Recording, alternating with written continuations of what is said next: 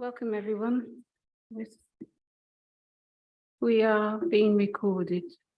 We're going live, as has been told. I'd like to wish everybody a happy new year. Welcome back. Hope you all had a good break and now roaring to go. Right.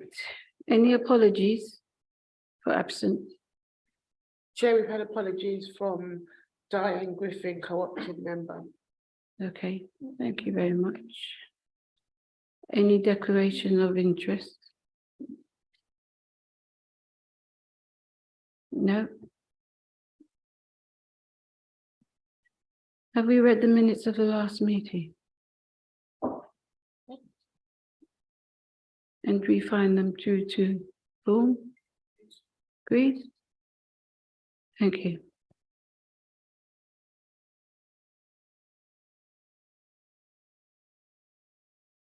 Right. We're here for the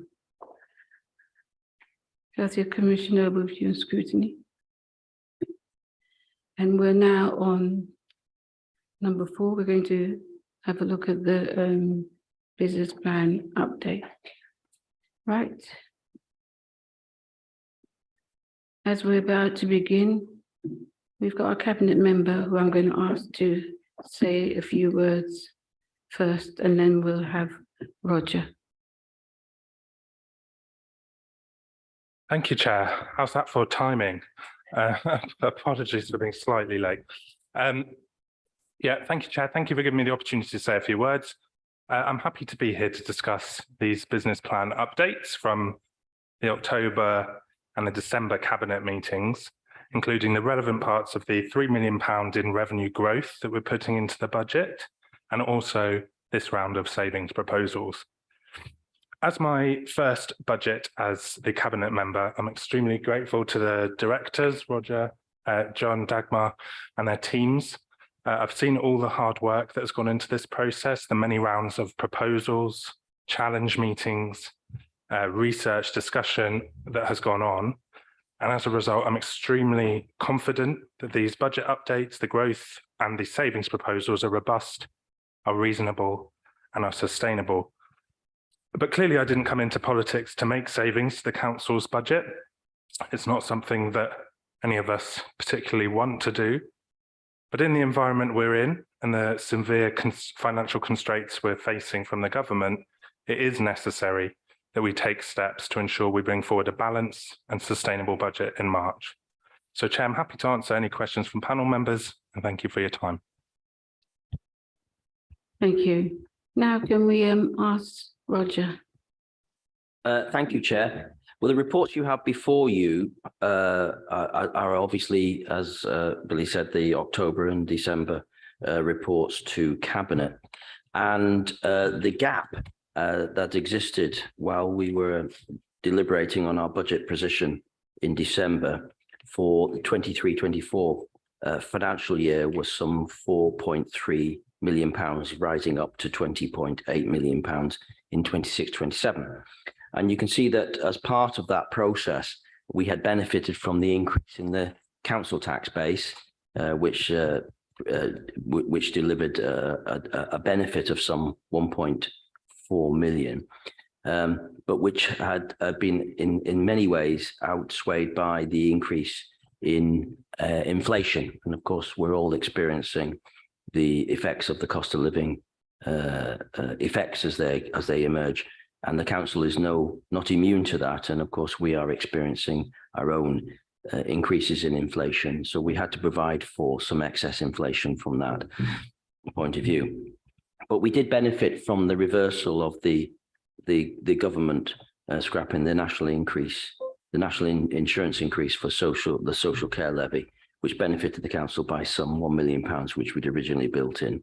And we also benefited from the good investment returns that we are experiencing from the pension fund.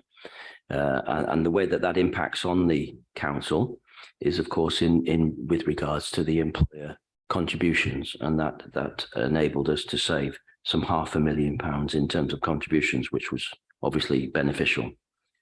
We also benefited from slippage, ironically, in the capital programme, which reduced our financing costs. But of course, as Billy outlined, we've had to build in some revenue growth. And indeed, we've matched that almost by new savings, which you are going to in part scrutinise tonight from that point of view. So all in all, we had, as at December, still a gap in the process. And so further savings were required, which of course will be reported to the Overview and Scrutiny Commission pending the Cabinet meeting on the 16th of January. So happy to take any questions, Chair, but I thought that was just a brief introduction. Right, does anybody have any questions? Right, Simon.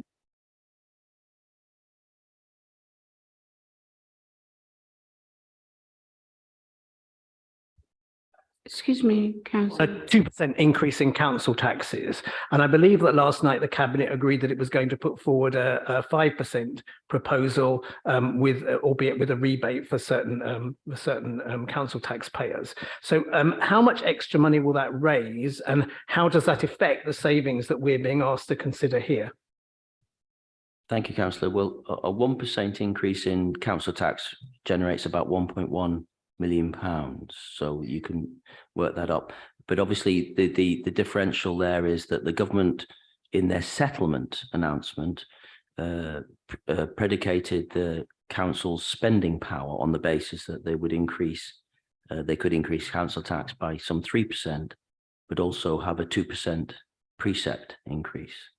And that's something that the Cabinet will have to consider, and they will do so on the 16th of December. So it's not quite right to say that they've already agreed that. It's just something that they're thinking about, and that will emerge from that meeting. With regards to the savings, of course, we still have a budget gap, as you can see from the figures that are before you tonight, and extra savings will be required irrespective of that position, because as I've already outlined, the increase in council tax is about £1.1 million per 1%. I'm sorry, can I just follow up, because I'm afraid I don't quite follow you. Are you saying that my question is, if that extra increase in council tax is agreed, are you saying that we won't need to make so many savings, or that you can't tell at the moment what the savings level required after the council tax increase, if it goes through, would be? Absolutely, yes. Yeah, we still will need some savings, because the increase in preset for adult social care will wash through into adult social care for pressures that emerge there. So with regards to the maths, the extra 1% increase in council tax would only get you 1.1 million. And as you can see here, that the gap for 23-24, for which we have to balance our budget, is some 4.3 million. So extra savings will be required on top of this, on top of the savings that you see before you tonight. Thank you. Anybody else wanted to ask Roger any questions? Yeah, I just have a brief question to Roger in terms of obviously the adult social care grant. Clearly, in terms of obviously the care reforms have been delayed by the government in terms of the cost of care, but obviously that money has been redistributed. Can you just advise how much extra that has been given to the council on that, and how it will be used to balance our budgets? Sorry, thank you. We're still waiting for final confirmation on that, but there has been an increase in grant, but it carries with it extra burdens. So it's inevitably, it'll be a net zero. So it'll wash through our accounts. Yeah. So when it does appear, and we have got clarification in the final settlement, yes, which will be confirmed later on this month, it'll inevitably wash through and will be used to meet the new burdens that council faces. And can you explain the new burdens as a council that we will face over the next year? Well, I mean, it's best probably go back to the charging reforms. So the charging reforms were due to take place in October, and the government have deferred that for 2 years. The money that was to fund the charging reforms is still coming to adult social care over the next 2 years. One of the things that are still going ahead in the charging reforms is the fair cost of care. That is still going ahead. We do not yet know the cost of that, how much it's going to cost the local authority, but we know that some of the extra money will have to fund that. There is no detail about other priorities that the government will ask us, new tasks that will ask us to take on, but we are expecting that with the extra money, we will be asked to take on other duties and responsibilities as an adult social care department. We don't have the details yet, Councillor. But there could be a risk that we do receive insufficient government funding to fund all these new burdens. That is always the risk. The devil is always in the detail, and until we actually know with the detail, we actually cannot do the full planning yet. And when do you expect you'll know that by?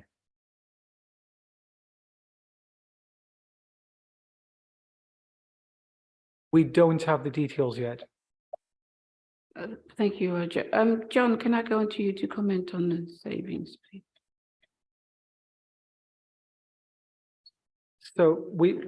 So thank you, Councillor. I just let others know that we're moving to the budget pack, so if you want to have a look at them. So John, can you start, please? So thank you, Chair. So we've got 7 savings proposals that we're going to take you through tonight, and Keith, Graham and Dagmar will be taking you through those individual savings, and then we'll answer some questions. But just before we started, I did just want to say that these EIAs, these savings proposals and the EIAs are draft, and we will work on them over the next few weeks and months to develop these proposals. There's one specifically related to public health, which Dagmar will take us through. And that one has been scored at a higher level of risk. And I just wanted to explain the reason for that is because we still haven't got the settlement for the public health grant. Public health grant normally comes, we get the details now. Last year, we received the details on the 7th of February. So we are hoping to have the details soon.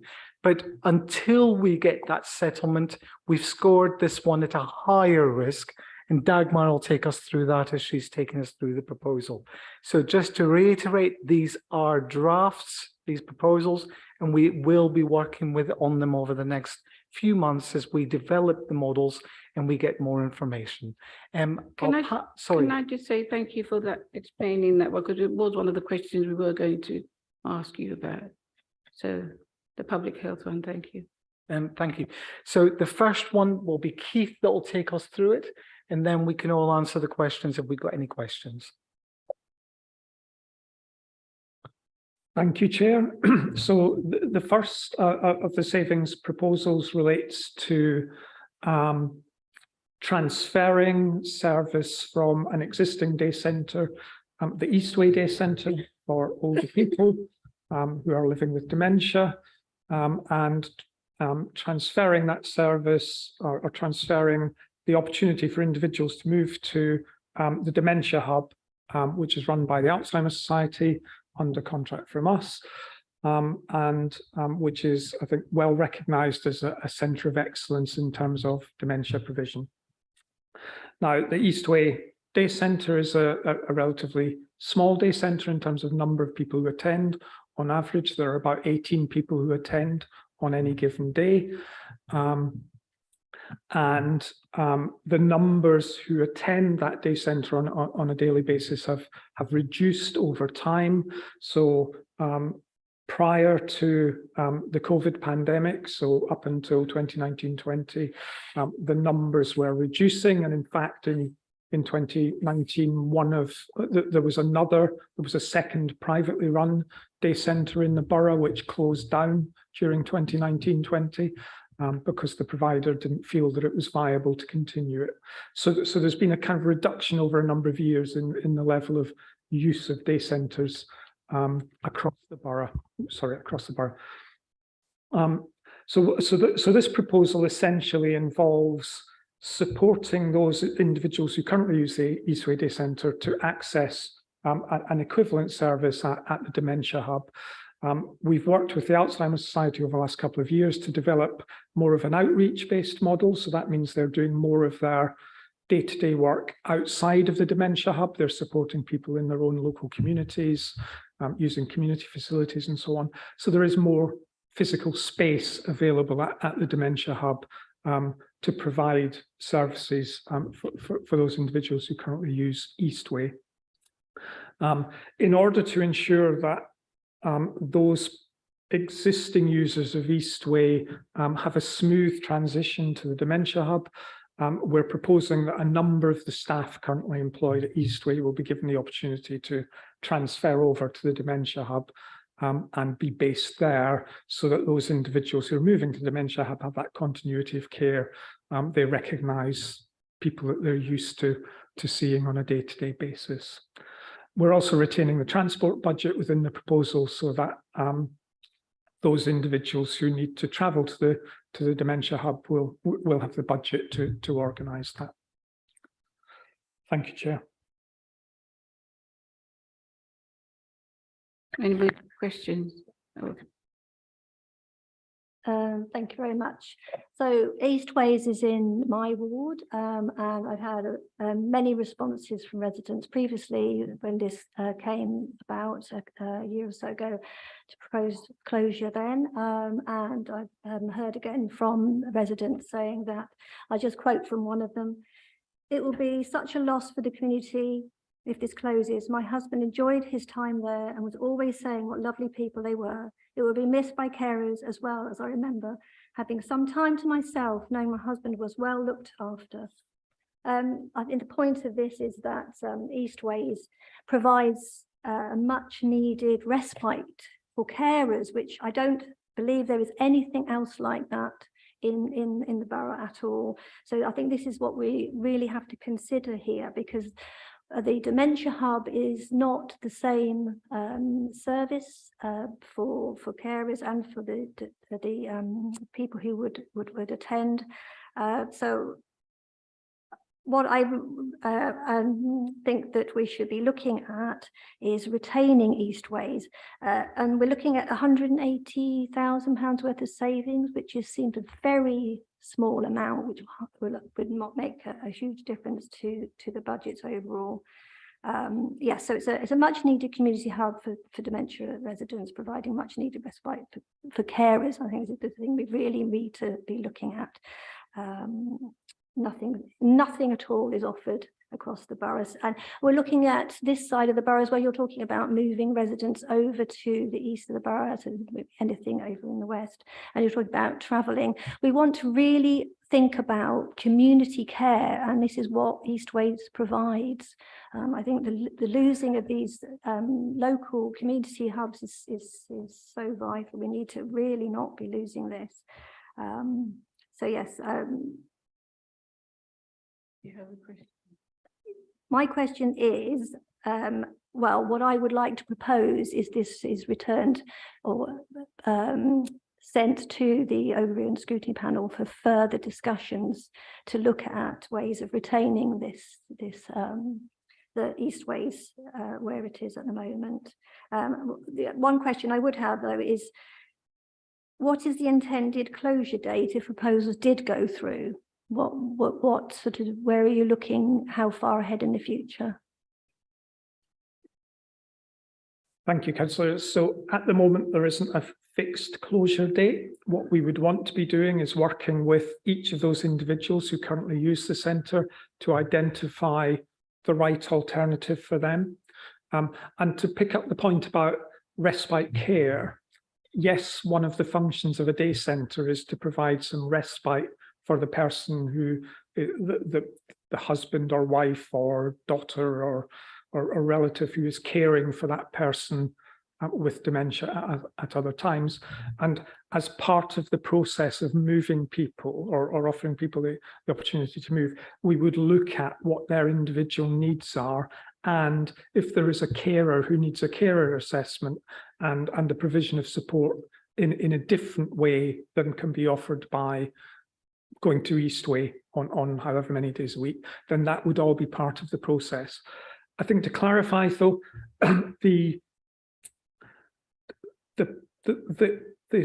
service model that we're talking to the Alzheimer's Society about in terms of Eastway does provide a degree of that, what you could call respite provision, in the sense that it will enable individuals to attend the centre for a number of hours on a particular day. So it would still have that similar benefit for the carer, if you like, but it would be about individuals. And we will, if the proposal is agreed in February, then we would agree with individuals how and when they move to the dementia hub, and that's what we would base the closure date on.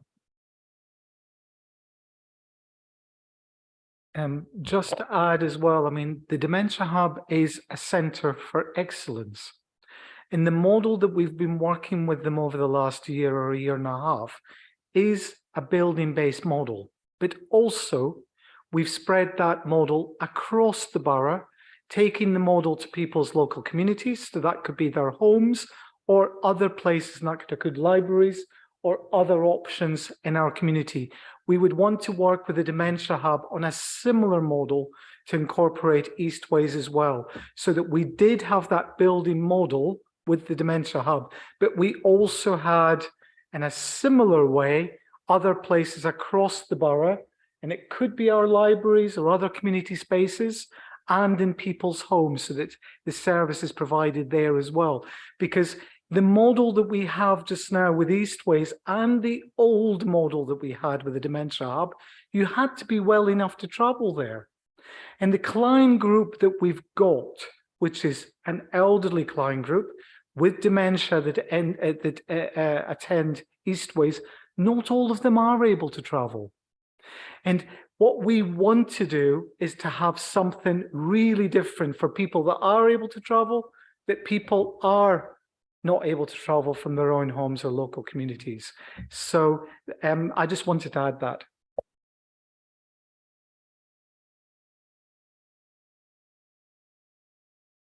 So it probably follows on slightly from your question, but reading the documents, you refer to wanting to run a modern, quote, modern offer for people living with dementia, and looking at the activities on offer at the Eastway Centre, including aromatherapy and massage, art, beauty and nail care, board games, craft, etc.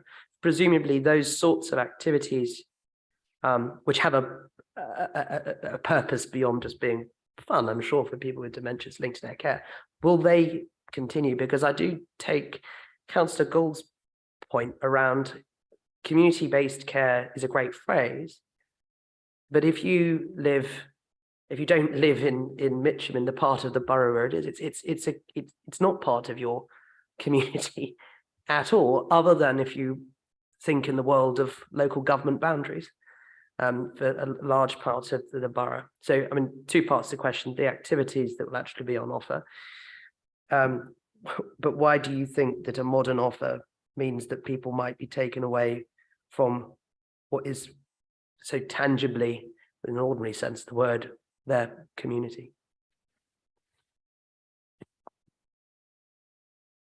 Thank you, Councillor. So in terms of the range of activities, there are already a whole range of activities that the Alzheimer's Society offer at the Dementia Hub, and we would look to incorporate similar activities in as part of the new provision. And again, just to reiterate, the proposal includes that a number of the staff who currently work at Eastway would transfer over to the Dementia Hub, so there is that continuity, and they would bring their own expertise and their own knowledge of those individuals who currently use the service to bear in terms of the new service. In terms of the community model, I completely take the point about the fact that Eastway is situated in a particular part of the borough and the Dementia Hub is situated in another part of the borough. I think part of the point about Eastway, though, is that it is a borough-wide service. So the people who currently attend Eastway attend from different parts of the borough. So it's not that we would be taking a group of people who live in the vicinity of Eastway and moving them over to Mitcham. It's a more complex set of circumstances, and that in terms of where individuals currently live within the borough. And just to add to that, as part of the process, as part of the proposal, we would be looking at, so if there were a group of, let's say, 3 or 4 individuals who all lived within reasonable proximity of each other and didn't want to travel over to Dementia Hub, we'd be talking to the Alzheimer's Society about how they could be enabled to get some kind of service within their local community using a local community space or similar. Actually,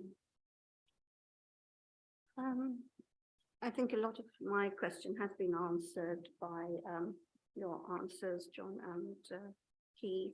But I just wondered, Eastway, I understand, is an older building than the Dementia Hub. And so from my understanding, it appears to be a more enhanced service that will be given to residents. Would you be able to confirm that? And as we are looking for savings, it would be worth closing one service and transferring the users to the Dementia Hub as well. Thanks.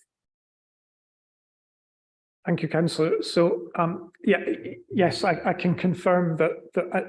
I mean, I think the outcome if this proposal is taken forward is that those individuals will see a broader range of opportunities. They'll see a broader range of services, and they'll have access to a wider range of activities at the Dementia Hub. Oh, I think so. Going back to the word modern, and I accept that perhaps the word modern using the term modern in relation to Dementia Hub might infer that we think that the Eastway offer isn't a good offer. I would want to say that we absolutely think that the Eastway offer is a good offer, the current offer, and that's partly why we're proposing that a number of the staff move over so that some of the best of what is currently offered at Eastway can be continued and built on at the Dementia Hub. So we can absolutely make sure that the wording doesn't infer that kind of negativity about Eastway, because it's not intended to by in any way. Sorry. Yeah, so I just wanted to ask, because you're talking about sort of capacity as well, because what I've seen predominantly more in the care market is actually care homes in particular have become more and more dementia led and less residential, because actually it's incredibly difficult healthcare illness to look after. So the stress on carers, and in particular once you get to Alzheimer's, that support is absolutely critical. And certainly the private sector has sort of got onto that very quickly. And so I think actually it's so expensive to put people into care homes, and we really need to sort of support those residents who are looking after family members with dementia and really sort of reward them. And my concern here is that it will become too much for some of these residents if we don't continue to provide capacity, if we try and move some of the people accessing Eastway across, and could end up with some of those residents going into care facilities, which are incredibly costly for individuals. So whilst we may make a saving in terms of the council, what I don't want to do is end up transferring that across onto some of our citizens here in Merton who are already doing a fantastic job of looking after relatives who are unfortunate enough to have Alzheimer's or dementia. So I just want to, it seems at odds of what we see in the private market to be closing facilities. So I just wanted to ask a bit of clarity, perhaps, maybe you might think that I'm incorrect, which I'm quite open to hearing, but just wanted to ask your views on that, because I am concerned, particularly for carers as well, that they are not left with, fewer options.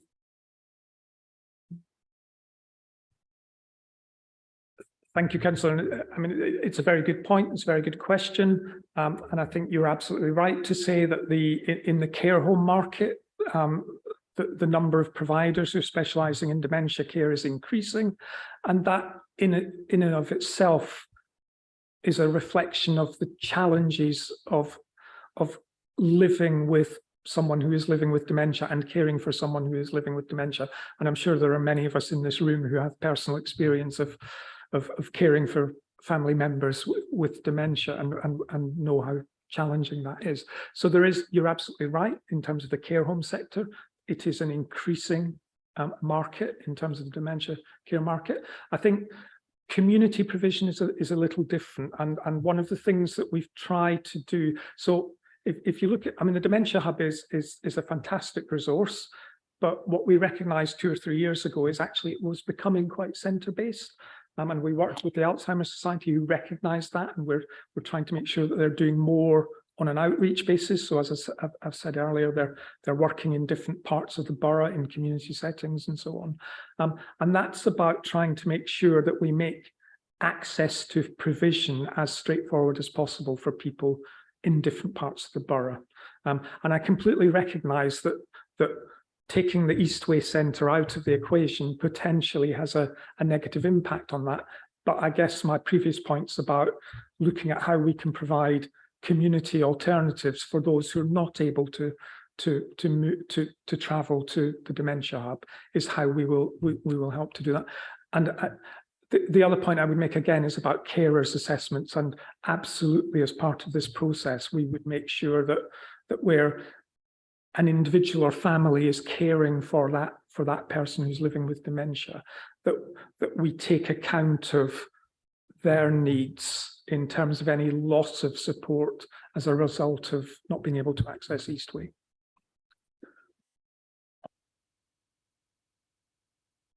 Thank you for that explanation. I would be obviously interested to know how many users of the Eastways Day Centre there is. You obviously mentioned that there has been a drop-off over the past few years as a result of COVID.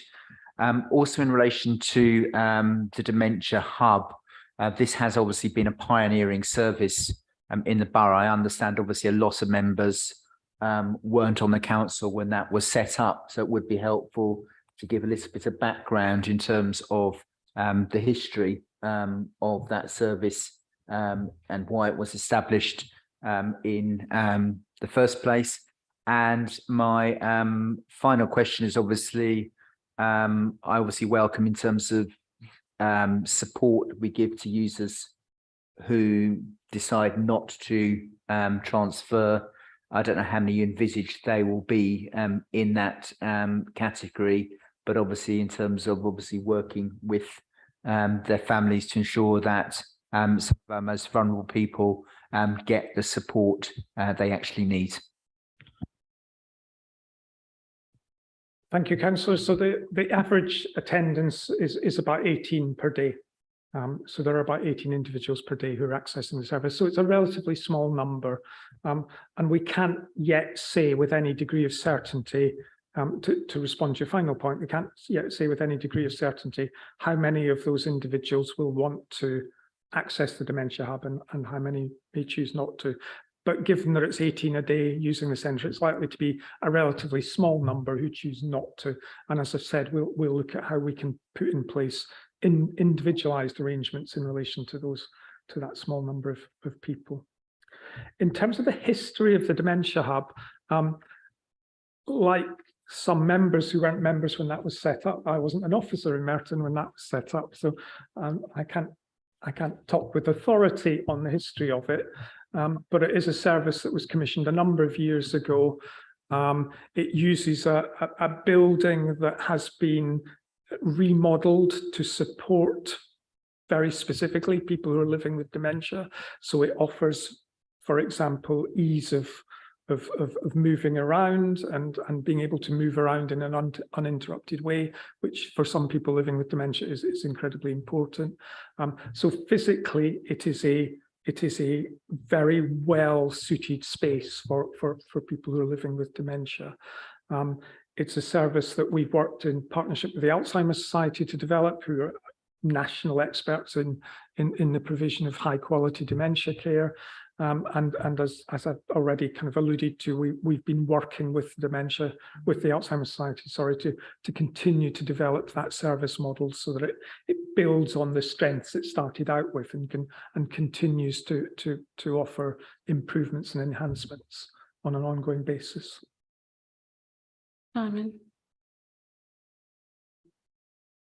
Can I just go back to the point that Councillor Cox was making about carers, because I think that's a particularly important issue. And I know how very important it is to carers to be able to sometimes have some respite when somebody is regularly going to a centre and therefore that gives them some time to have a rest and do some other things. So you've talked about the 18 people that are there.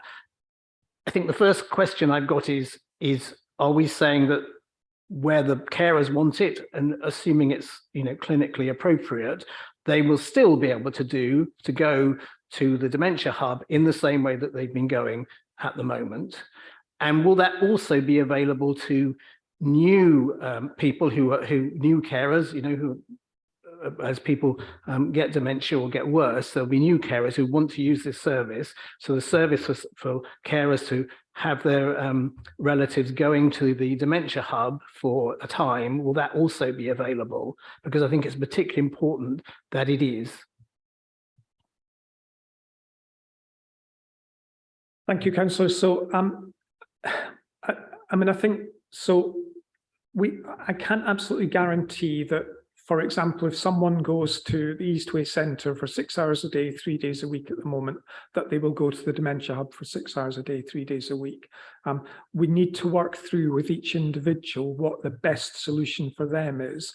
And alongside that, where there is a carer, and in most cases there will be a carer, it will be a husband or a wife or a son or daughter, what the right solution for them is as a carer. And that may mean some changes in the way that the person themselves accesses care and the way in which the carer is supported, but that is worked through on an individualized basis. There'll be an assessment, there'll be a care and support plan that responds to the assessed needs that are identified. What about future people? So, in terms of future people, we as always, we undertake individualized care and support planning. So if an individual comes to us and goes through an assessment process and is identified as being eligible for social care services under the Care Act, the options that are available at that point in time will be worked into a care and support plan for that individual. Alongside that, if there's a carer, there'll be a carer's assessment offered. If that carer's assessment is undertaken, there will then be, depending on the outcomes of that assessment, services that are provided to support the carer. Okay, just to be clear, will one of the options that will be available after appropriate assessment and discussion with the carers be the similar option to there is at the moment for people to go to Eastways? It may be, if there is capacity, in exactly the same way that it may be now. So if at the moment Eastway might not be able to take anybody on a particular day, and that would limit the options that are available. So I can't say with certainty that the same offer would be available. So it would be about individualized care. Okay, I'm sorry to press you on this, but it seems to me that there's a considerable possibility that the option that's available at the moment, albeit on a limited basis, et cetera, for carers, for their loved ones to go to Eastways, will not be available for new people at the Dementia Hub. And you're not making a commitment that that sort of facility will be available. So there's a possibility that we will lose this facility, that carers will lose the facility that we currently have under this proposal. We will continue to assess individuals, identify their needs, and put solutions in place to meet their assessed needs. We will continue to offer carers assessments, and we will put in place solutions to meet the assessed needs of carers. We undertake care and support planning on the basis of individuals' needs and how those needs can best be met. We don't undertake care and support assessments on the basis of there's a service over there, we're going to put people into that service. No. John, I just wanted to briefly come back to the numbers again. So Keith's taken us through that there's an average of 18 people attend a day, but the numbers have been declining for the last 5 or 6 years. Prior to the pandemic, the average number attending Eastways a day was 7 to 8 people a day. That changed when the private day centre closed because they wanted to rebuild, they wanted to build a nursing home in the borough. The numbers at that day centre were declining dramatically as well. And we moved those people because the provider gave notice to close. We moved the people across to the Eastway, and that swelled the numbers for a while. But those numbers are dramatically reducing again. So a year ago, it might have been 30 a day, I think from memory. Now it's down to about 18. And those numbers, you see that across London. The kind of people that go to an older people with dementia are becoming frailer. So our elderly population are becoming frailer. Their needs are becoming more enhanced when they need a day centre. We want to, when we speak about modern, it is a service for the future. The dementia, the Alzheimer's Society and the Dementia Hub is a centre for excellence. And I know we've said that a few times, but they are experts at working with people with dementia. We want to work with them to build a new service that does have that building service, but also has that outreach model to work and target the people that we're currently not working with, that are too frail to be on a bus and go to any part of the borough. We want to work with an expert, and the Dementia Alzheimer's Society are experts. Keith and me are not. They are the experts on working with people with dementia. So that was the final point I want to make. Numbers have been declining for a long time. We want to work with the Alzheimer's Society to do something really to prepare us for the future. We have an aging population. We've got much more frailty now. Frailty. I need to stress this, frailty. Gone are the days that people are going on buses moving across the borough. People aren't able to do that. We need to look at a service that is ready for the future, and that is part of this proposal. Okay. thank you. Keith, I'm happy you said that they'll be assessed, because that wasn't my worry, whether somebody will be sort of left out, or it will be, you won't be able to assess them, or you forget them, or they'll be sort of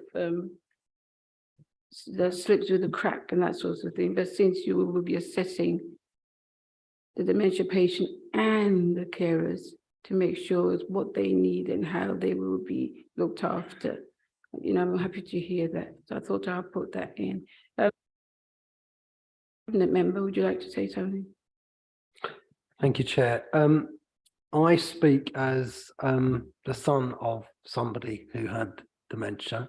My dad, at the end of his life, developed vascular dementia, and I saw that downward trajectory, and I saw somebody that kind of was so capable reduced in so many respects, and it was awful. It was very sad. And so I speak as a former carer, and one thing I can absolutely assure members is that if I felt that this was not going to meet the needs of carers, it wouldn't have even got before you, because I'm really concerned that at the impact. And I can remember just the sheer struggle of trying to keep my father safe.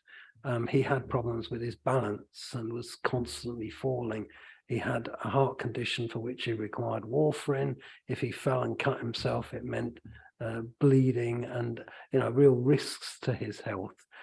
He also, for a period, when he was living with us, experienced day-night reversal. So he wanted to sleep all day and he wanted to be active all night.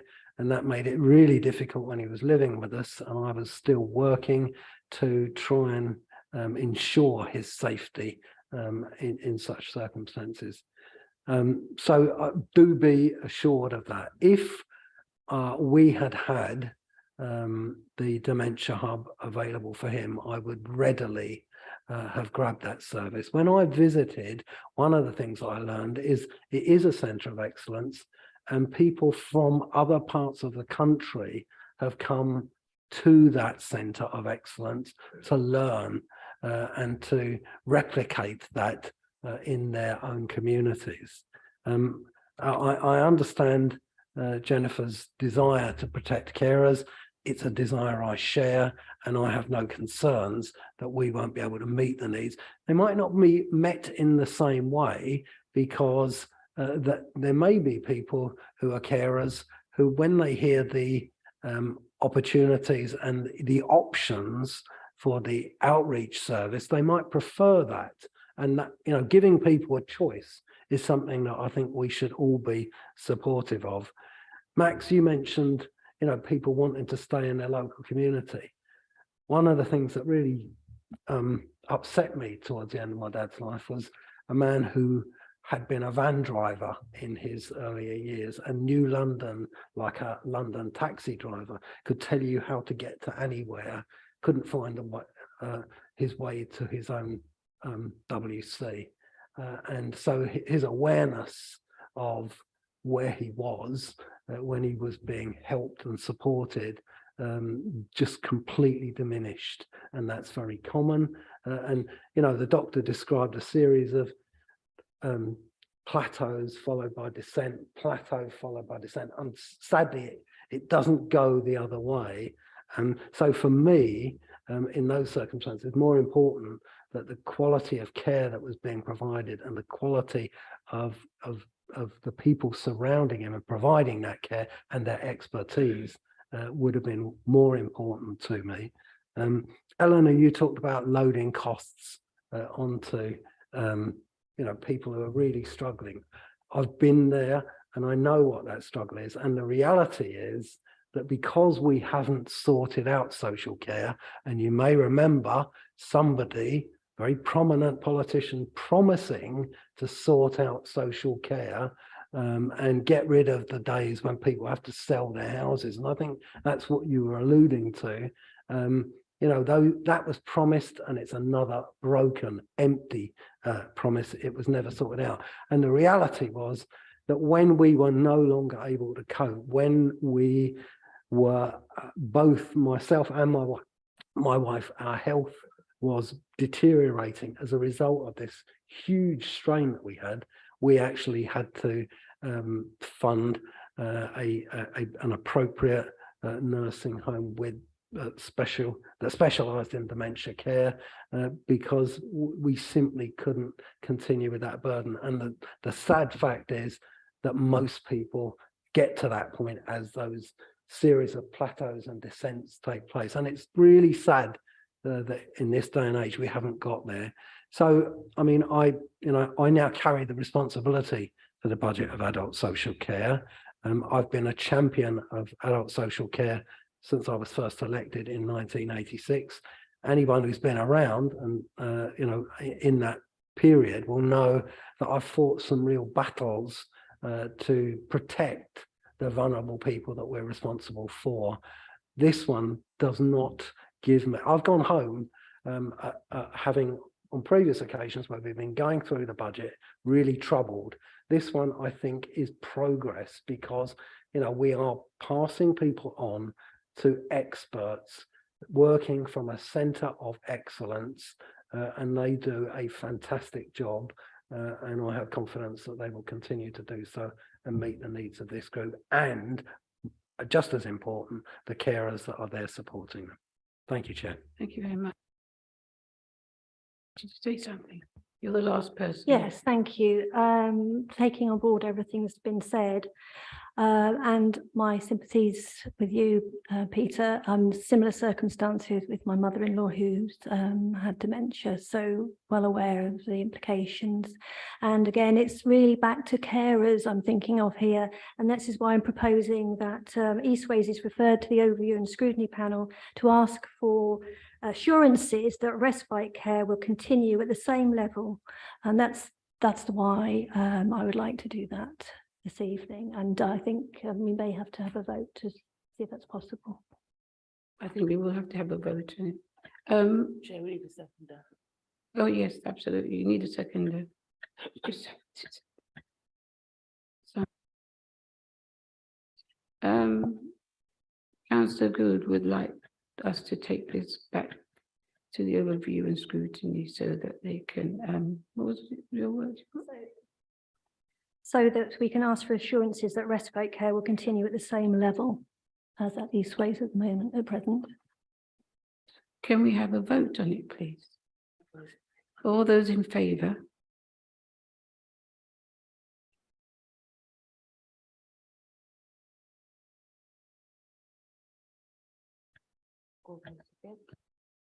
Those against?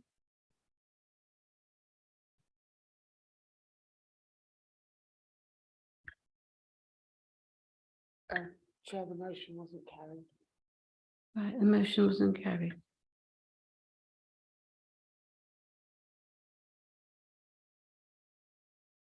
Can we go on to the next one? I think we've had a good thrashing of this particular topic. So if we can go on to the public health one. But before I do, does anybody have any questions for the cabinet member? Billy, anybody have a question for the cabinet member? No? Okay. Right. So if we can go to the next one, the public health savings. Good evening, everybody. I think that's me. So just for those who don't know me, I'm Dagmar Zahn. I'm the Director of Public Health. As you can see in the papers, the proposal at the moment is that £330,000 from the public health budget have been labelled as savings. And if I can just contextualise that a little bit, the public health grant is ring-fenced. And the spend has quite stringent conditions to improve the health of the public. And so what we are proposing is to reprofile the spend of the public health grant once we know what the allocation actually is, because as John alluded to, we haven't got it yet. We don't know how much the uplift is, whether we get an uplift.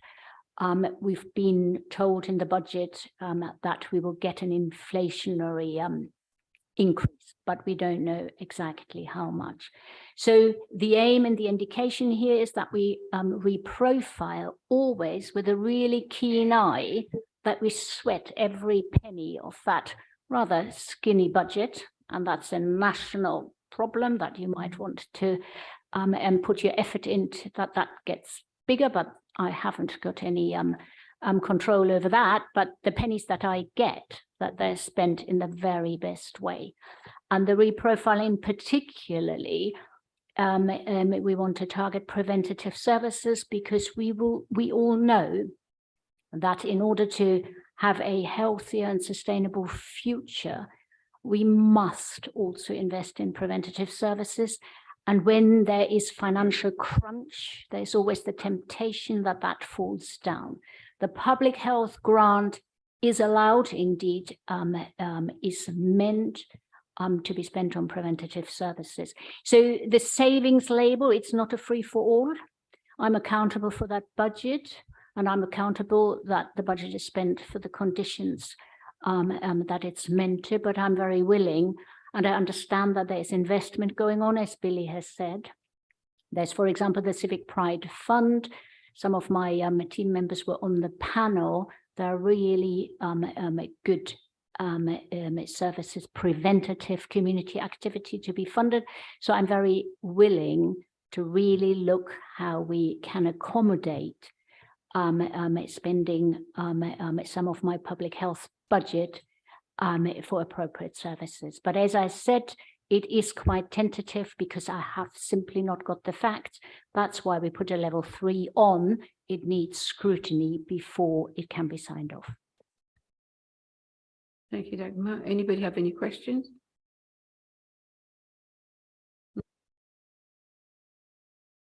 Thank you, Chair, and thank you very much for your presentation. And I completely take the point that you aren't in possession yet of all the facts, but without wanting to re-rehearse the council meeting from July, where we did consider health inequalities. One of the questions that I asked in full council was what assessment the borough has done, talking about health inequalities, of what are the health inequalities that are most prescient here in Merton.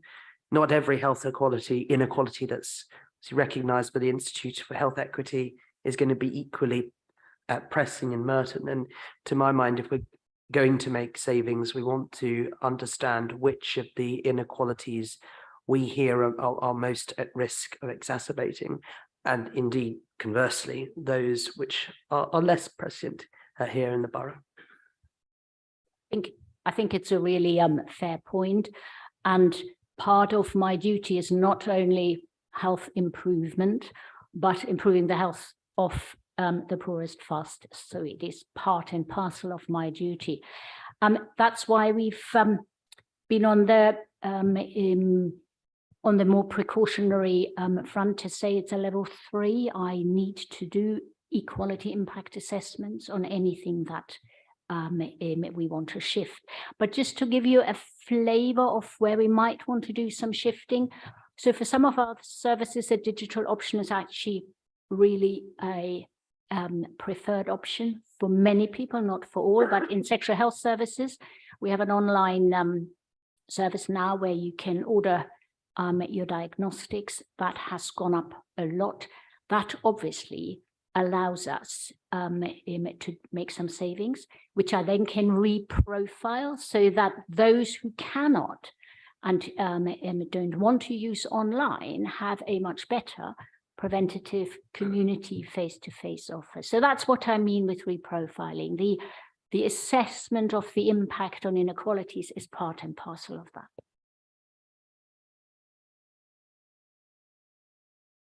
Thank you. I've got a couple of questions. The first one is, and this is, I'm sure, just my misunderstanding, but I don't quite understand the point about taking 20% of our money to fund the Civic Pride grant program. Is that something that's been agreed already and is happening across lots of categories? Because you referred earlier to it being the public health budget being ring fenced, and therefore I'm not entirely sure I understand why this money is being removed. So that's my first point, and if you could just clarify that. The second one is, I mean, we are a scrutiny committee. We have in front of us £330,000 of proposed savings, but we have nothing to scrutinise because we have absolutely no idea what those savings are. So I can't see how we can do our job without some more information on where you're planning to make the savings, and therefore I can't see how we can agree this because we simply have nothing in front of us to agree. I mean, we've got a couple of items further on. We're told that we're saving £13,000 on photocopying, which is fine. We can all understand that and either agree it or not. But here we've got 330,000 with absolutely no details. So I'd be grateful if you could comment on that, please. Yeah, so I pass on to John. Fair question. I'm going to be honest. On reflection, I think the 20% is a typo. So I do apologize for that. I think it is a typo, Graham, isn't it, Keith? So I apologize for that, but it goes back to the point that I raised at the start. These are drafts. We are working on these. It is £330,000 that would be from what Dagmar explained, moved towards to help fund the Civic Pride programme in preventative things within that. We have got some examples of some of the things that we fund in the Civic Pride programme, if that would help to show some of the things that would be funded from that. Keith, have you got some? Thank you. So I'm not going to go through the detail of individual bids to the to the Civic Fund programme and grant awards from the Civic Fund programme. But there are a number of examples of, so for example, Merton and Morden Guild, Friends in St Helier, Commonside, who provide a range of activity-based services particularly for older populations. So there's a significant amount of, for example, physical activity, social activity that's designed to promote well-being. So there are a whole series of projects of that kind that are inherently public health in nature. So activity, reducing social isolation, supporting well-being in a whole range of different ways. I'm sorry, but that sounds great. Excellent stuff. But we're being asked to scrutinise £330,000 of reductions, and we have absolutely no idea what the reductions are. So we can't say, yes, the things the money is going to sound really good and actually better to spend money on than the things we're cutting, because we have no idea what the cuts are. And I'm sorry, I just can't see how we can do our job of scrutinising £330,000 of cuts when we have no idea even at all what the cuts are. So I'm just a bit puzzled by how we can do our job on this item.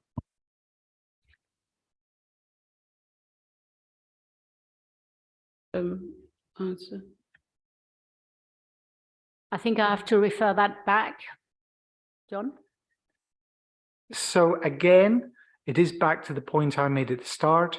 These are drafts, and the work would go on if it's agreed that we look at this draft proposal, that we then go back and look at the public health budget and what we could alter to free up this money.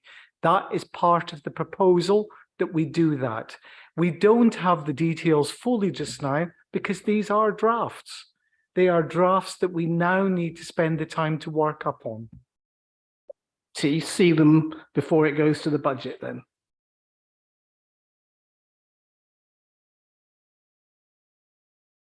I think there is a second round of scrutiny, so yes, they would come back again with more details. At the commission, sorry, Overview and Scrutiny Commission. So I was going to propose that because we have no information to scrutinise, that we refer this to the Overview and Scrutiny Commission. And it sounds like that is what you're saying. You shouldn't have any problem with that because that's what's going to happen anyway, given the lack of detail. Is that right? Billy. Thank you, Chair. I mean, I would just say there are a number, two or three in this savings pack, which are essentially, these savings proposals, a couple of them are saying, this is where we believe we can identify savings and we're going to aim to deliver this, we're going to build it into our budget. And then as in any sort of budget monitoring process, we monitor the delivery of that. The committee gets regular updates on how the department is performing against its monitoring of savings. There's a financial monitoring task group that looks at how departments and the council as a whole is performing against its delivery of savings. So I think there's a quite regular, in the course of the councils and the scrutiny processes, course of business, scrutiny of savings as they develop, and it's not uncommon to have not great great detail in the specifics in every specific saving that comes forward, and there are a couple of others that fall into the same category. This is the administration saying this is the level of funding that we believe we can, in this case, allocate differently. And I think that's not an uncommon practice. It may not be that this committee has the full details of the proposal before the budget is agreed, but there'll be normal and regular scrutiny of the savings delivery in the normal way. Yeah, I mean, I'd just obviously like to comment myself, obviously, in terms of this saving. It would be useful to explain how much the total money we have in terms of the public health budget, the overall amount, and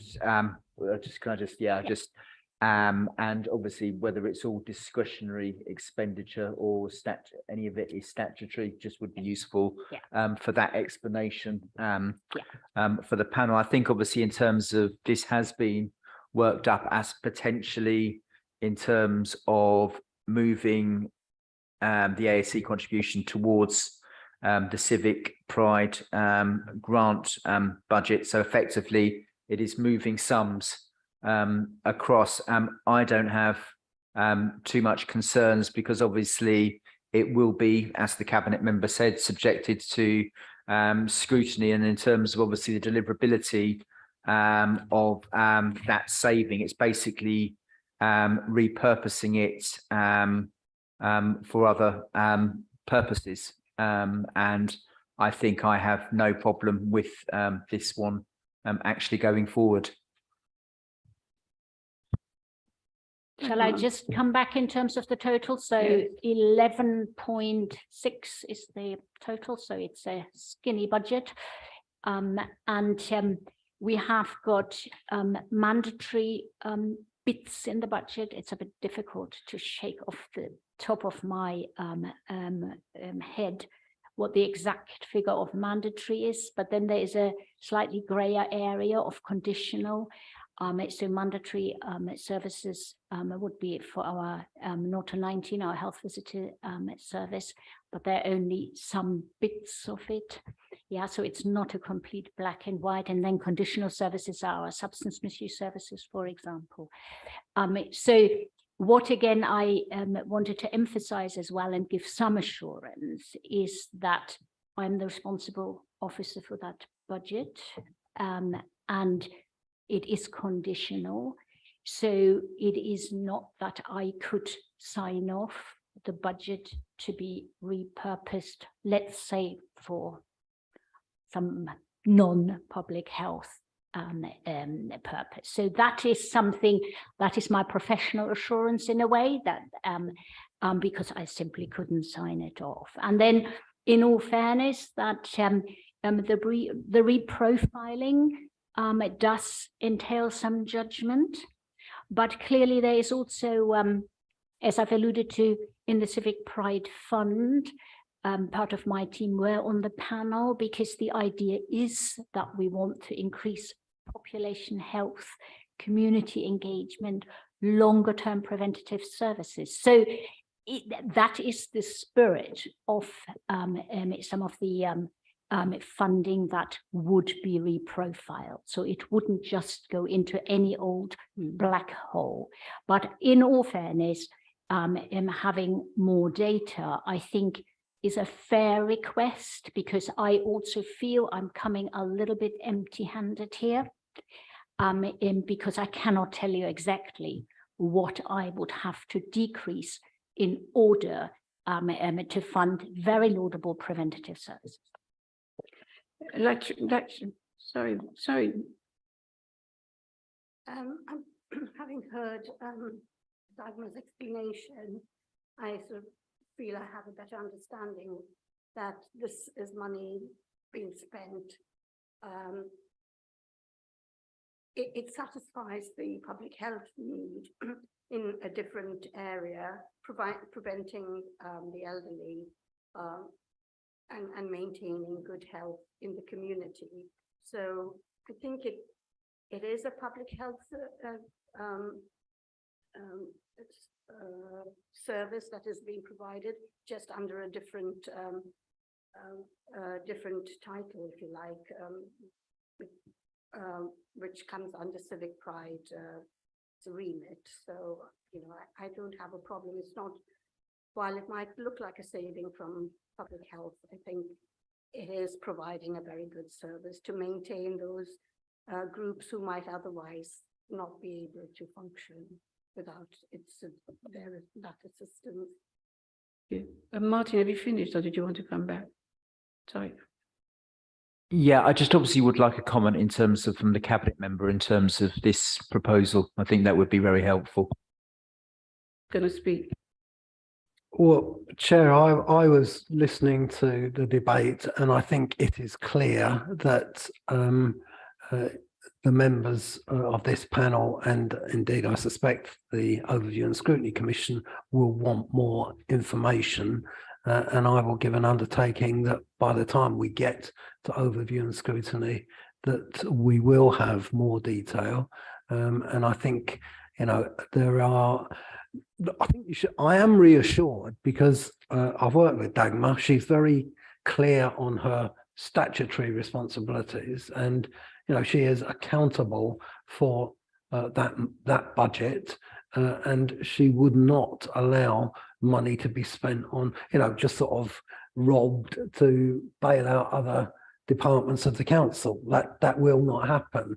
I think what we need to do is to go away and to work up a kind of list of the activities that might be funded and demonstrate how they help the public health department achieve their objectives. And they've got very clear objectives, and I think that that's entirely possible by the date of the Scrutiny Commission. So that would be my suggested way forward. Can I make a proposal that we agree this saving in principle, that further information is provided to the Overview and Scrutiny Commission in line obviously with what the Cabinet Member and officers have suggested. I think this would be obviously helpful in terms of giving us the necessary clarifications, which I think would reassure us, you know, in terms of this budget process. Yeah, on the two things. I'm slightly confused by the questions about the total public health spending, because I would have thought the figure we should be looking at is the 1.7 million in the baseline, but that's a slightly different point. But on the basis of the assurance from the Cabinet Member that the Scrutiny Commission will be given more details, I'm willing to withdraw my proposal that we refer it to the Scrutiny Commission, because I think we've got what we want, which is 330 will be given in more detail of where the savings will come from. So thank you. Yeah, I mean, that's fine. Just I think it's obviously, as my proposal, obviously agree in principle, further information is provided. And, Yeah, To the commission. yeah, that's good. Thank you. We'll now go on to the next section. I think it's residential care. Is it Keith? Thank you, Keith. Thank you, Chair. So this is a proposal in relation to the Meadow Suite residential care home, which is a 6-bedded care home for adults with learning disabilities that the council directly provides.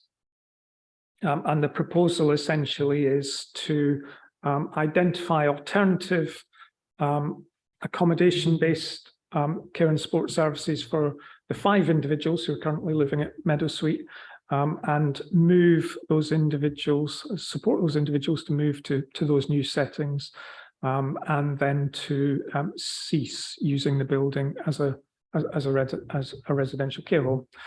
The building itself is increasingly aged, outdated, increasingly unfit for purpose as a residential care home, and in fact, one of the bedrooms in the building has already had to be taken out of use because it doesn't meet Care Quality Commission requirements, and there's a risk that in future we'll see more restrictions placed by the Care Quality Commission. It's also the case that we think that if individuals were to move out on an individual basis, it would be very difficult to replace those individuals with new individuals moving into the building. So in a sense, and that we've already seen that happen in relation to Riverside, which is the other directly provided residential care facility. So in a sense, we're taking action now to make sure that provision doesn't become increasingly underutilized and outdated. Increasingly, we are using supported living arrangements as a very positive alternative to residential care. So wherever possible, where an individual requires an accommodation-based care and support service, we look at supported living as a first option for those individuals rather than traditional residential care. And that's really because supported living provides more independence for individuals. It provides more choice and control in terms of how and when their care and support is provided to them. And it enables a much more tailored, individualized service for those individuals. So the proposal essentially is identify better alternative accommodation arrangements for each of those current residents of Meadow Suite and cease to use the building. And the saving amount appears relatively low, but that reflects the fact that we're netting off the cost of the alternative supported living arrangements or residential independent sector residential care placements for those existing individuals. Thank you, Chair.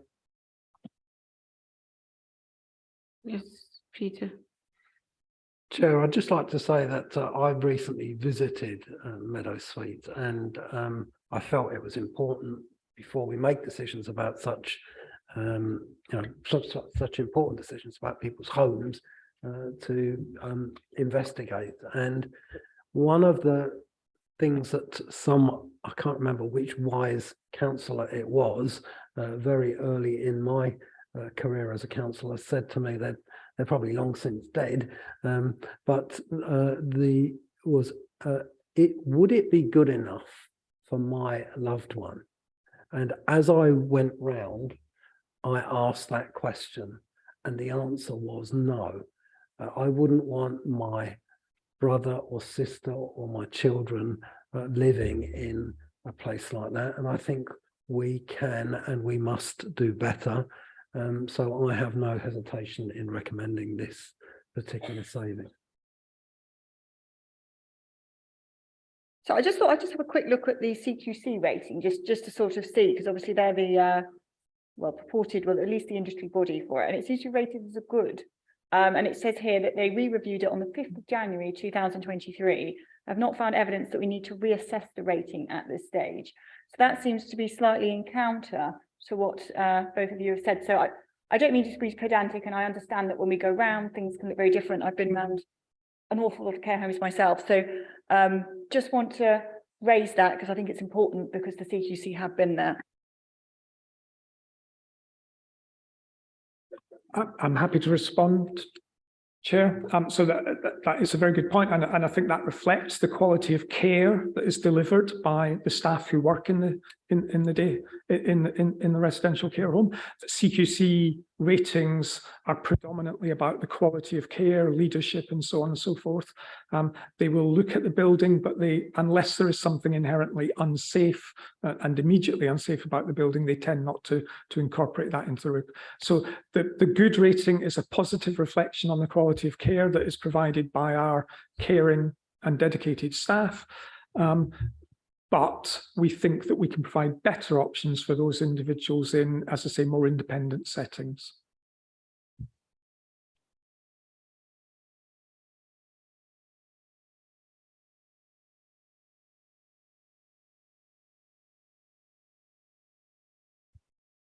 So, Chair, I think the next one is our efficiencies saving of 13k, and I'm hoping this is slightly less contentious than other savings that we're proposing. So this is essentially during the current year, we've taken out an amount of money from across the department's budgets, and that really reflects the shift to a more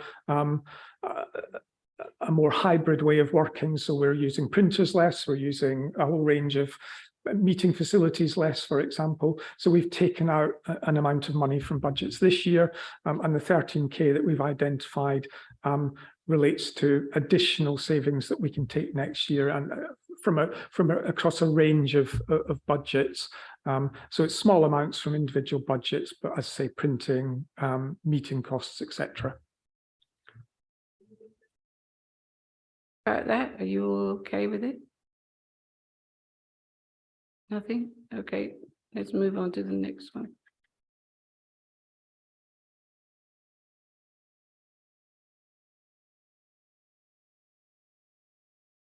Thank you. Thank you, Chair. My name's Graham Terry. I'm not councillor, whoever that is on the board, but if I can introduce myself, I'm Graham Terry. I'm the interim AD for Adult Social Care Operations, and I'll take you through the next two savings proposals. The first one being the Adult Social Care Reducing Double-Handed Care. And this relates to there are an increasing number of people who are being discharged from hospital, and also people in the community who are requiring double-handed care.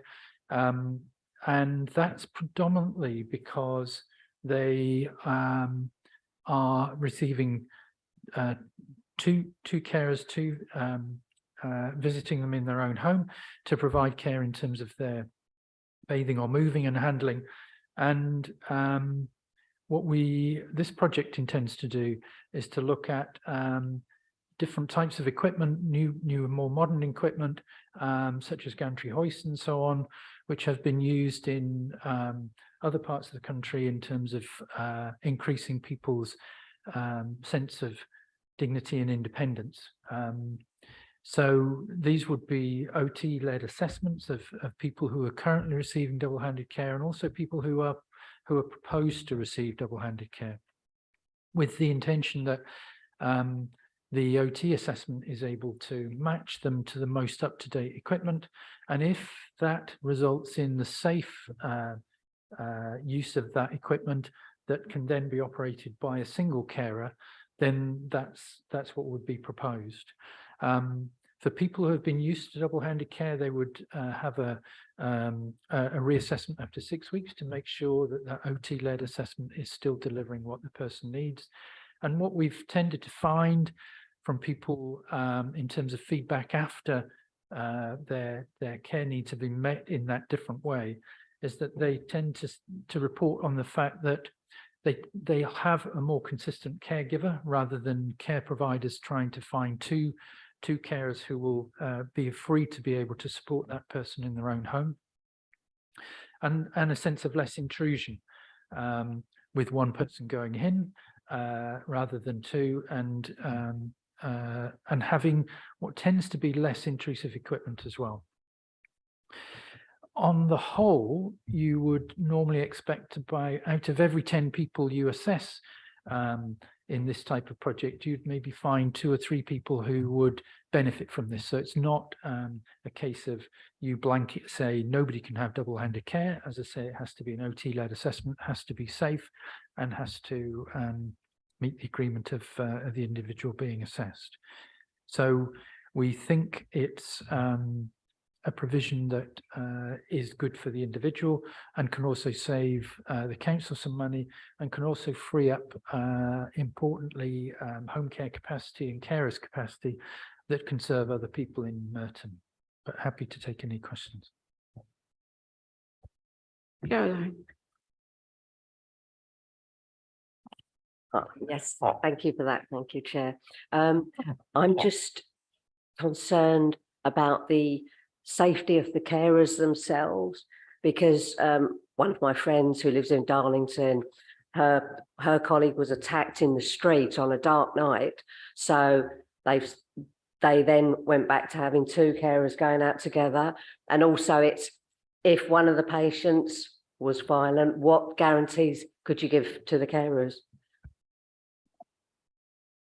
That's a very good question, but it's a different one to the one that we're proposing just now. So if we have a resident or their family member that is a risk to our carers, we often put in 2 carers to minimize that risk. If there are carers in areas at night and the area is a more dangerous area, we would look at that with the agency as well. This proposal is different from that.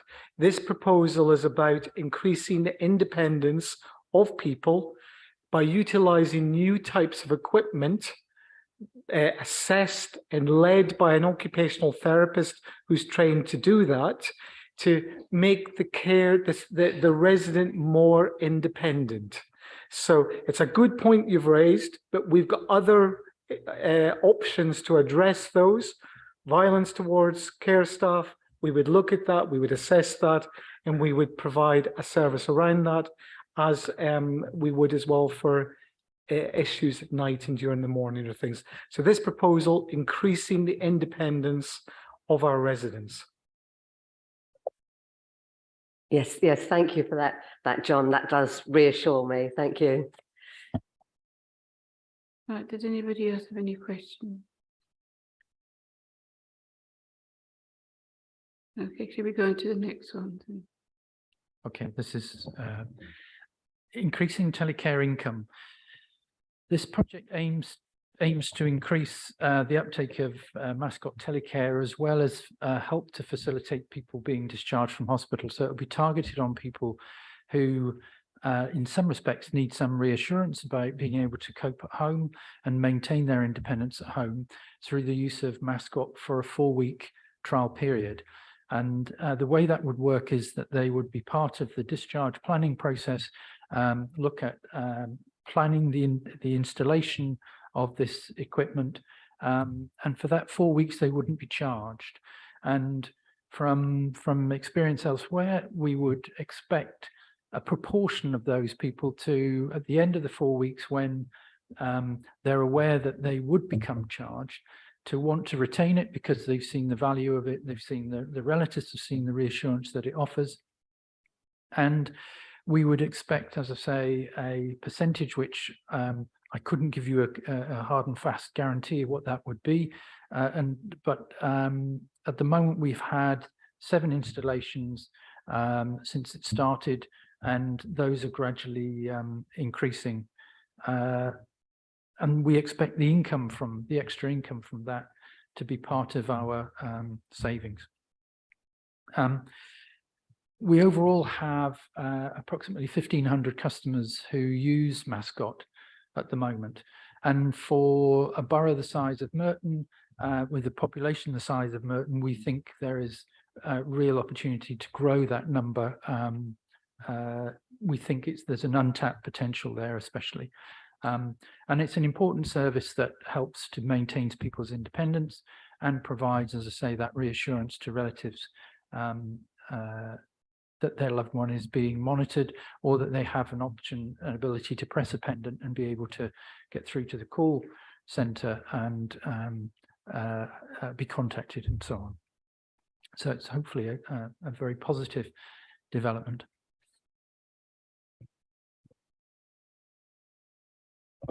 Thank you, Chair. Could you please clarify if the free service from mascot is 4 or 6 weeks? And secondly, do you reckon, if it's 6 weeks, do you reckon the 6 weeks is enough to actually, is long enough to take the offer later on for people to sign up to the scheme, or should be extended? Thank you. Thank you. So you've asked a good question, because it was something that we deliberated long and hard over in terms of what the length of time.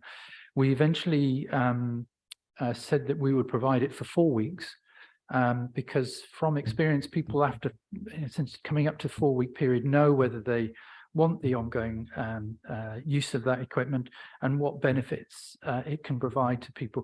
It's particularly reassuring for people and families on discharge, where they're coming back home. They may have been in hospital for a period of time, and it just, as I say, helps with that reassurance. So we think the main benefits will be within 4 weeks. And it also enables us to be able to, for those people who don't want to keep the service, for us to be able to return it, recycle it, and have it ready for the next sort of person who's coming out of hospital. Peter. Chair, I think this is a win-win. It's good for customers.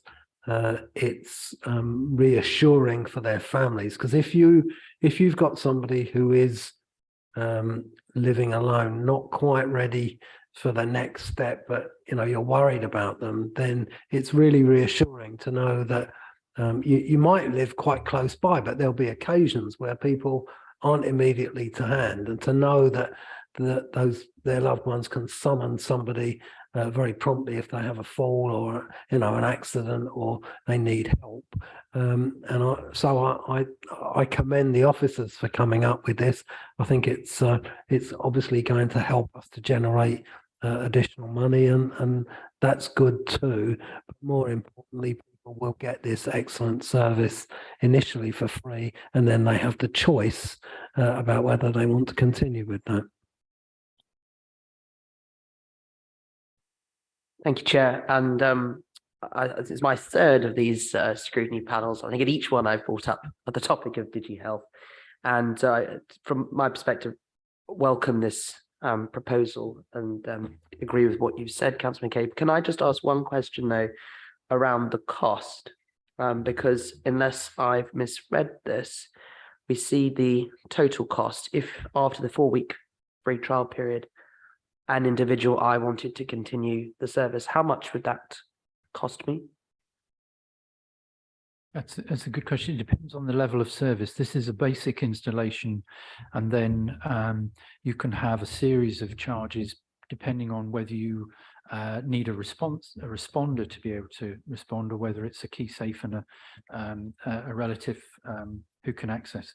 I think it's probably better for me, rather than pluck the figures off the top of my head, send you a menu of those choices and what those individual costs are. I'll do that after this meeting, if I may. We could send it to all members of the panel. That I think would be useful information for them. Thank you. Happy. Simon. Can I just check that I understood this properly? This 180 in this section, this is an increase in income. So it's not a cost saving, it's an increase in income. Is that right, that we're planning to generate an extra 180,000 in income? Have I understood that properly? Correct. Okay, because I think it may be that if you check the arithmetic, you'll find that it's included in the savings as 180,000 savings, whereas I think it actually should reduce that figure. So perhaps you could just check that. And the other point is, I do think it'd be helpful if, when we're having this, if we could differentiate between, just so that it's clear, between savings and increases in income, because I do think they're probably two different sorts of things. And just one other point, in the equality impact statement, it says we're giving 6 weeks free trial, and here it says 4 weeks. So it's not terribly important, but it probably should be consistent between the two. Thank you. Thank you for pointing that out. I'll amend the impact assessment. Maybe that I didn't keep up with the debate we were having about the duration of time. So thank you for pointing that out. Thank you. Are you all right with that? Right, we'll go on to the next one, which is commission direct payment. Thank you, Chair. So this is me again. So this is essentially a stretching of an existing savings initiative. So this is about reducing the number of people that we directly commission support for, and increasing the number of people that we, as an alternative, provide a direct payment to, so that those individuals can manage their own care and support and purchase their own care and support directly. And in straightforward terms, that means increasing the number of people who are directly employing personal assistants as an alternative to us commissioning home care for those individuals. And the saving is delivered because an hour of personal assistance time costs less than an hour of commissioned home care time. So it's about continuing to focus on increasing the number of people, the proportion of people who have a direct payment, and that each direct payment generates a saving towards the £100,000 target. Thank you, Chair.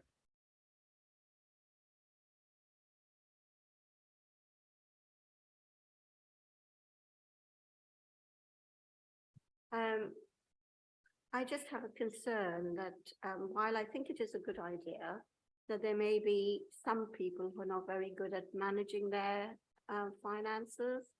And is there a way we can monitor them or give them any assistance to ensure that they don't to spend it all in one go or to manage the money properly? Thank you, Councillor. That's a very good question. One of the services that we offer as a council, which is actually relatively unusual, is something called a Merton managed account. So where an individual wants to use a direct payment to commission their own individualised and flexible care and support arrangement, they can either take the direct payment and manage it themselves, or we will offer a Merton managed account, which is essentially us managing the day-to-day operation of the direct payment on behalf of the individual. So we will organise the payroll, for example. We will organise the paying of invoices. So it works in exactly the same way as a traditional direct payment, but we are doing the day-to-day management on behalf of the individual. And what I would say is that we have at least one other council that is interested in talking to us about expanding that service so that they can offer it in their own council area. And that's something that if we're able to progress, that might come back as a future income generation saving. Thank you. Sorry.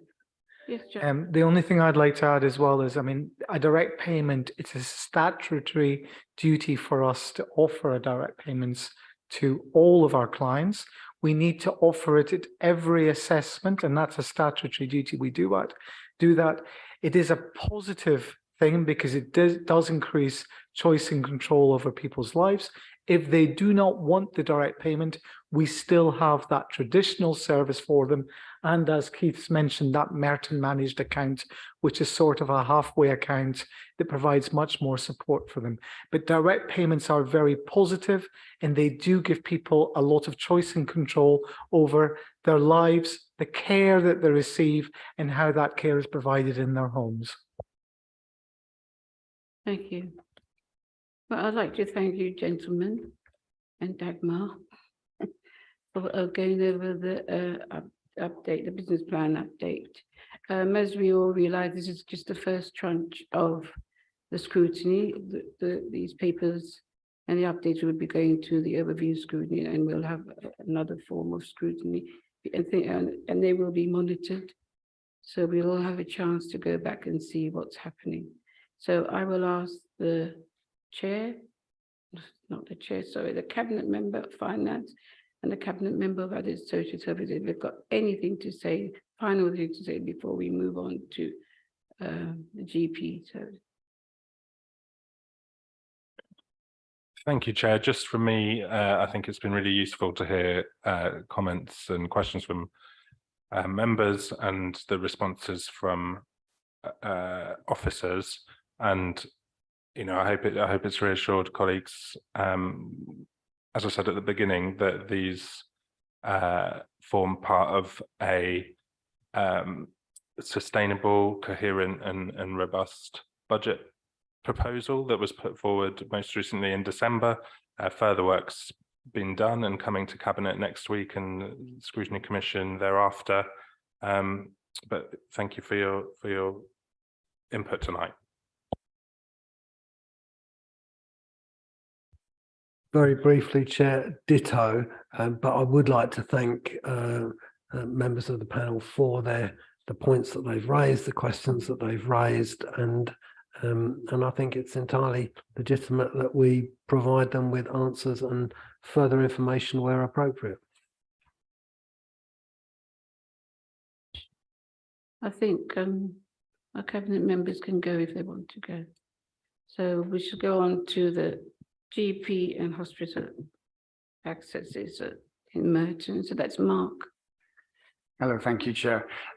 I'll take the presentation as read, but if you'll allow me just 5 minutes to kind of contextualize it, because unfortunately data is often lagging in terms of the information that you've got here, but this is the most recent published data from South West London. But I just wanted to kind of contextualize some of the trends. So when we talk about elective procedures, that's planned procedures, we're going into a hospital to actually get an intervention.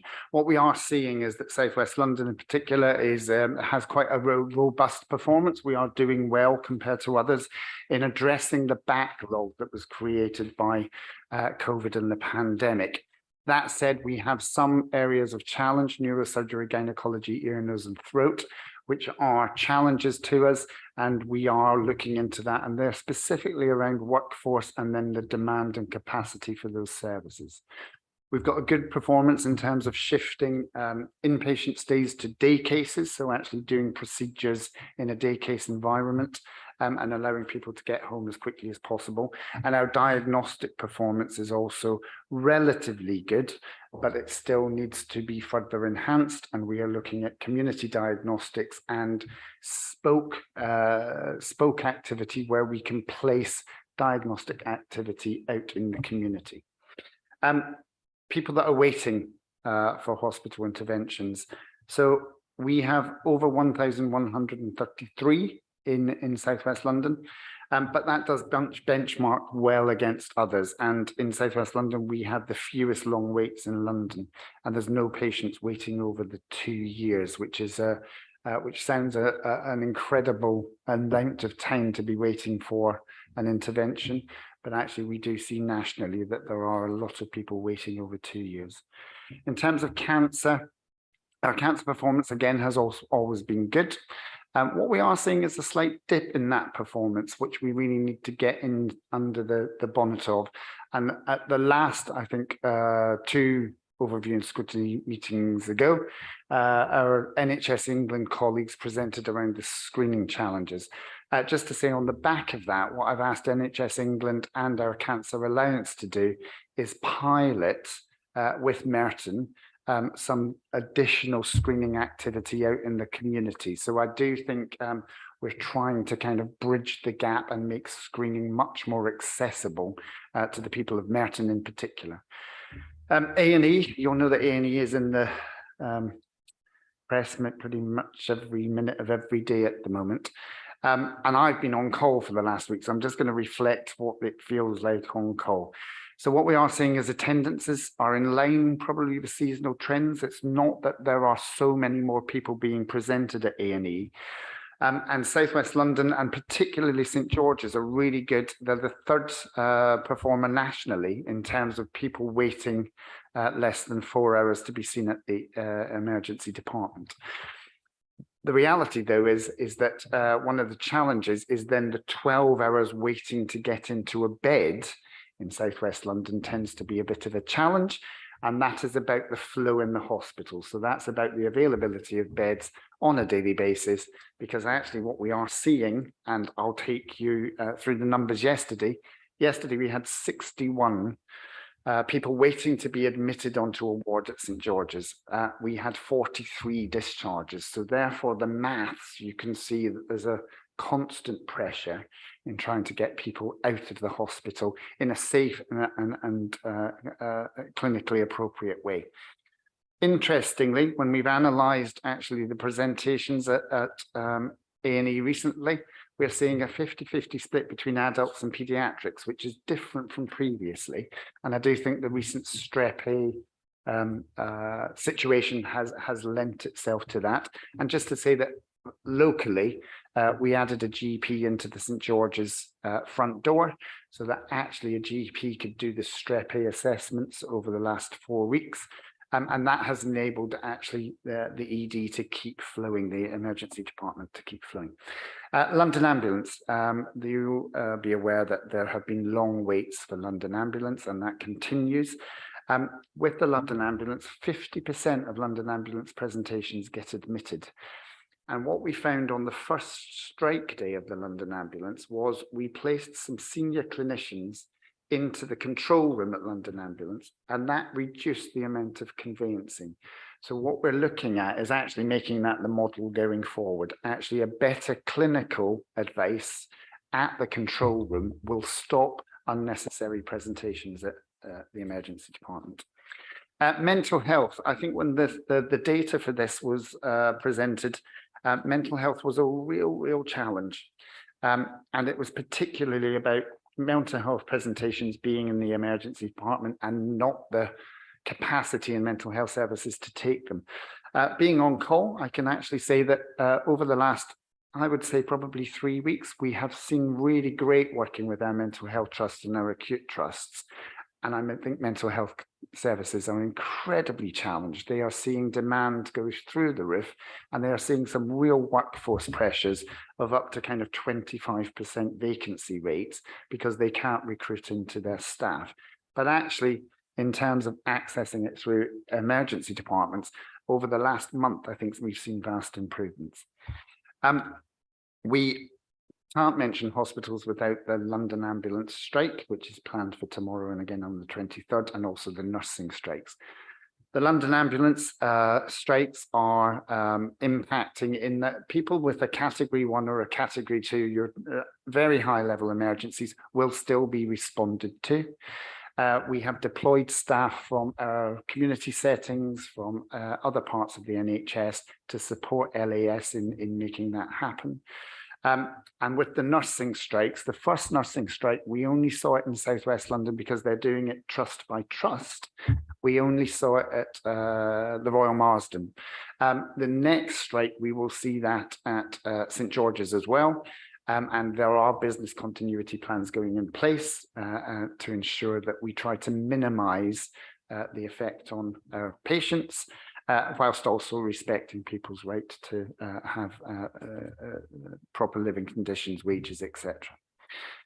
So what are we doing to try to relieve some of the pressures?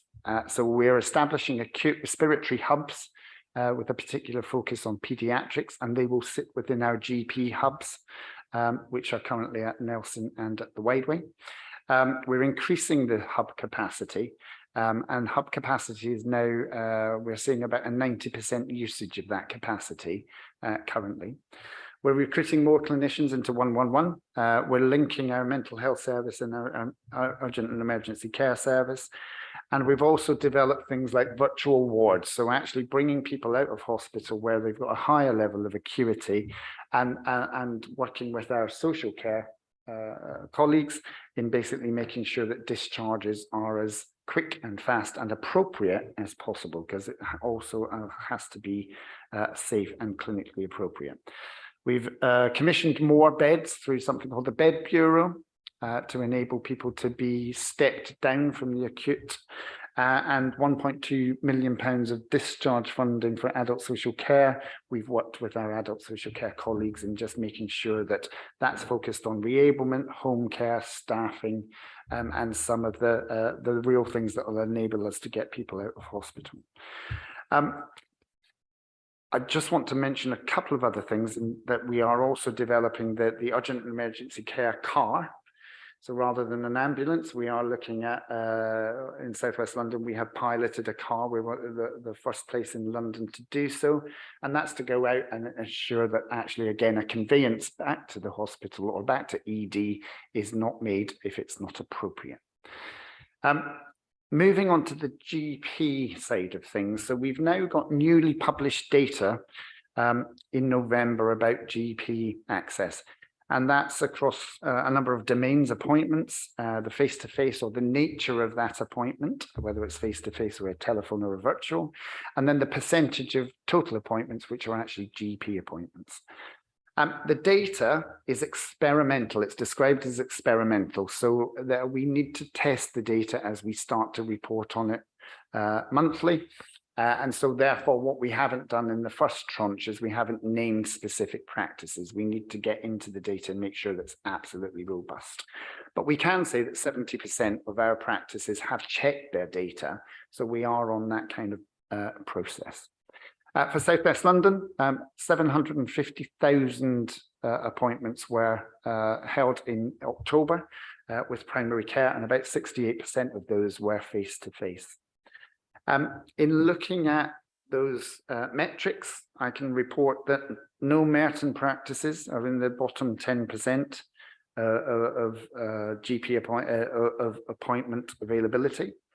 In terms of the face-to-face appointments, 2 Merton practices were actually named in the bottom 10%. but they don't use the same data platform as this data was collected from. So that is an anomaly which we need to walk through. And then two MET practices were in the bottom 10% of available GP appointments. And we're working with those two practices in two domains. One's an accelerated program to actually improve your access. And then another is putting in data support. I will be very brief, I promise, on the next bit. It's just to say that from the 1st of October, there's a new contract. So GP access and enhanced access goes through our primary care networks now rather than the ICB. And that has resulted in 1,071 new enhanced appointments being made available in Merton. Those appointments are available for same day access, and it's 8 a.m. to 8 p.m. Monday through to Sunday across, so 7-day coverage for the people of Merton, and the Sunday provision is delivered by the Wide Way. All practices can refer into it, but it is based at the Wide Way practice. We've put additional capacity of GPs and nurses into our hubs, and we are putting in an additional 588 appointments per week across all 23 of our practices. I mentioned the respiratory hubs. They're going to go live very shortly, and we're also working with putting a GP in-reach model into Epsom and St Helier. And I think probably my final point would be, we are wrapping this up in terms of looking at a kind of neighbourhood and primary care strategy going forward, because what we want to do is continue to improve access. We want to focus GP and primary care on those preventative interactions as well. And then what we need to do is really strengthen our multidisciplinary team approach to ensure that people in the community have the right level of care wrapped around them. I'll probably stop there, Chair. Thank you for giving me that time, and I'll take any questions. Thank you. I'd just like to say thanks for the best screening pilot, in which came about as a result of this panel, discussion at this panel. So we look forward to more of the info in the future. We're very proud of the fact that we've actually got the NHS to do something, to listen. They don't often listen. That's my view. Anyway, anybody else with any questions or anything? Lakshmi. Thank you for your presentation. I'm not sure I understand the appointment system that you were talking about, but I wondered if, will people have to phone at 8 o'clock in the morning to make an appointment that day, or can they phone anytime? Because not all appointments are urgent, and it's sort of makes every appointment urgent if you have to phone at 8 o'clock for an appointment that day. Some can wait 2 weeks later, or and some are urgent. So I'm just trying to understand how this new appointment system will work. Okay, so just to clarify, I think it's not necessarily a new appointment system. I think what it is that it's new data which is showing us how appointments are accessed. What we now need to do is look at that data, and absolutely we have heard the frustration of many people about having to call at 8 o'clock in the morning to get a same-day appointment.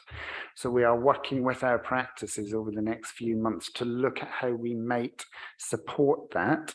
Now, some of that is technical support, some of that is around making sure that online appointments are available that people could book themselves into. The other things such as telephony. Telephony has been a challenge for GP practices. So we need to look at some of the digital support that we could do to make it easier for people to book into an appointment. The phone at 8 o'clock in the morning tends to be about same day appointments. And what we need to ensure is, you're absolutely right, planned appointments are just as valid as well. And we need to make sure that people are able to, proactively plan their care with their GP in an ordered way without having to spend an awfully long time waiting for the telephone. When we did a recent workshop We had lots of GPs in the room. We had Health Watch, etc., talking about a kind of primary care strategy. And it was really interesting because one of the things that came back to us was it wasn't necessarily the interaction with the GP. So when people got through to the GP, that was good. It was the length of time they waited on the telephone to be picked up. And what we've now discovered is that actually there was a real challenge out there with our reception staff in terms of recruiting them, keeping them, and in today's financial environment, actually often it's less beneficial to have a relatively low paid job than it is to not have that job. So we're looking at not just the clinical expertise that's available in GP practice, but also the administration that's there to support them. And I think we have to look at local solutions there, and we will be doing that over the next few months. I just want to know where we went wrong. Where we went wrong in the sense that you have to know 2 weeks in advance that you're going to be sick. You can't get a GP. You have to ring for hours before you can get an appointment. And the fact that you can take a picture of what's wrong with you to show the GP or have a video conference, it's ridiculous. I mean, where did we go wrong? Where you could just ring up and book an appointment. Even if you couldn't have it that day, you could book for the following day or 3 days. But now you have to know what's wrong with you in advance. I mean, we're not soothsayers or fortune tellers. It's ridiculous. Something's got to be done. And then we complain about hospitals. We've closed, a lot of beds were closed during COVID. Loads of the beds, more than 14,000 beds were closed. And they were complaining we can't get beds. I mean, it's exasperating listening, not to you, but listening to what's going on. Because there's always an excuse for something, but I just feel the health service, a lot of it, the problems, is self-induced. And it's not fair on the, on the population, the community. We've got to put up with all these things. And then they come back and tell us all these stories, which I find really frustrating. Sorry, go on, Karen. No, not at all. And just in response to that, so I do think that there is a balance to be had, because I think in terms of the GP survey that is conducted annually, South West London came second nationally and 80% of people actually fed back that they were happy with the access they had. That is not negating. I also get daily calls or daily complaints from people who have had that very frustrating call and wait. And that's something that we have to look at with our practices. I think there's a number of things that we need to do. I've mentioned about technology, but I do think also we are looking at primary care needs to be developed and delivered in a very different way, doesn't it? Because actually we are seeing such demand on all services that actually we need to change the way that we're working, and we need to look at how integrated neighbourhood teams really respond to the needs of the patient. And that's something that we will do over the next few months. I think we're relying too much on technology. We have to know where we're going before we get to technology, because technology is leaving behind. So, Caroline. Oh, yes. Thank you, Chair. Down the road from where I live, there's going to be built 464 flats. Now, what I'm concerned about is that could be up to 1,000 more patients needing a GP and needing appointments, and I don't see how they're going to be accommodated. The only way that can happen is if we get more GPs, if the GPs work longer hours, the surgeries are open longer, and also if they don't do as much private work, because a lot of them are doing an awful lot of private work.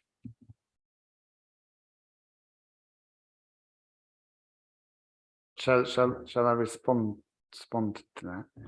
So I think just in terms of where we see that there's an influx of patients, we work with the local practice to assess whether they've got the capacity to kind of bring to absorb those numbers. And if you give me the details after the meeting, I can actually go away and double check that just in terms of that particular practice and particular kind of influx. In terms of GPs,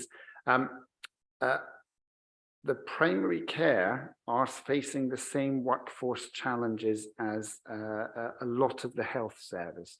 in that it is much harder now to recruit GPs that want to stay in a practice, because actually there's a local market out there. And it's the same with nursing staff and our reception staff that I mentioned. So we've got some real workforce challenges that I think we have to address locally in trying to it's one factor amongst many in terms of improvement, but I do think it was worth us saying that. The other thing about technology, I don't necessarily just mean a virtual appointment. What I also mean is the technology is having a good telephone system that can take multiple calls in at a time. And there's some real basics that we have to get right. And I think that picks up on the chair's comments, really. There's some basics that we have to go back and get right.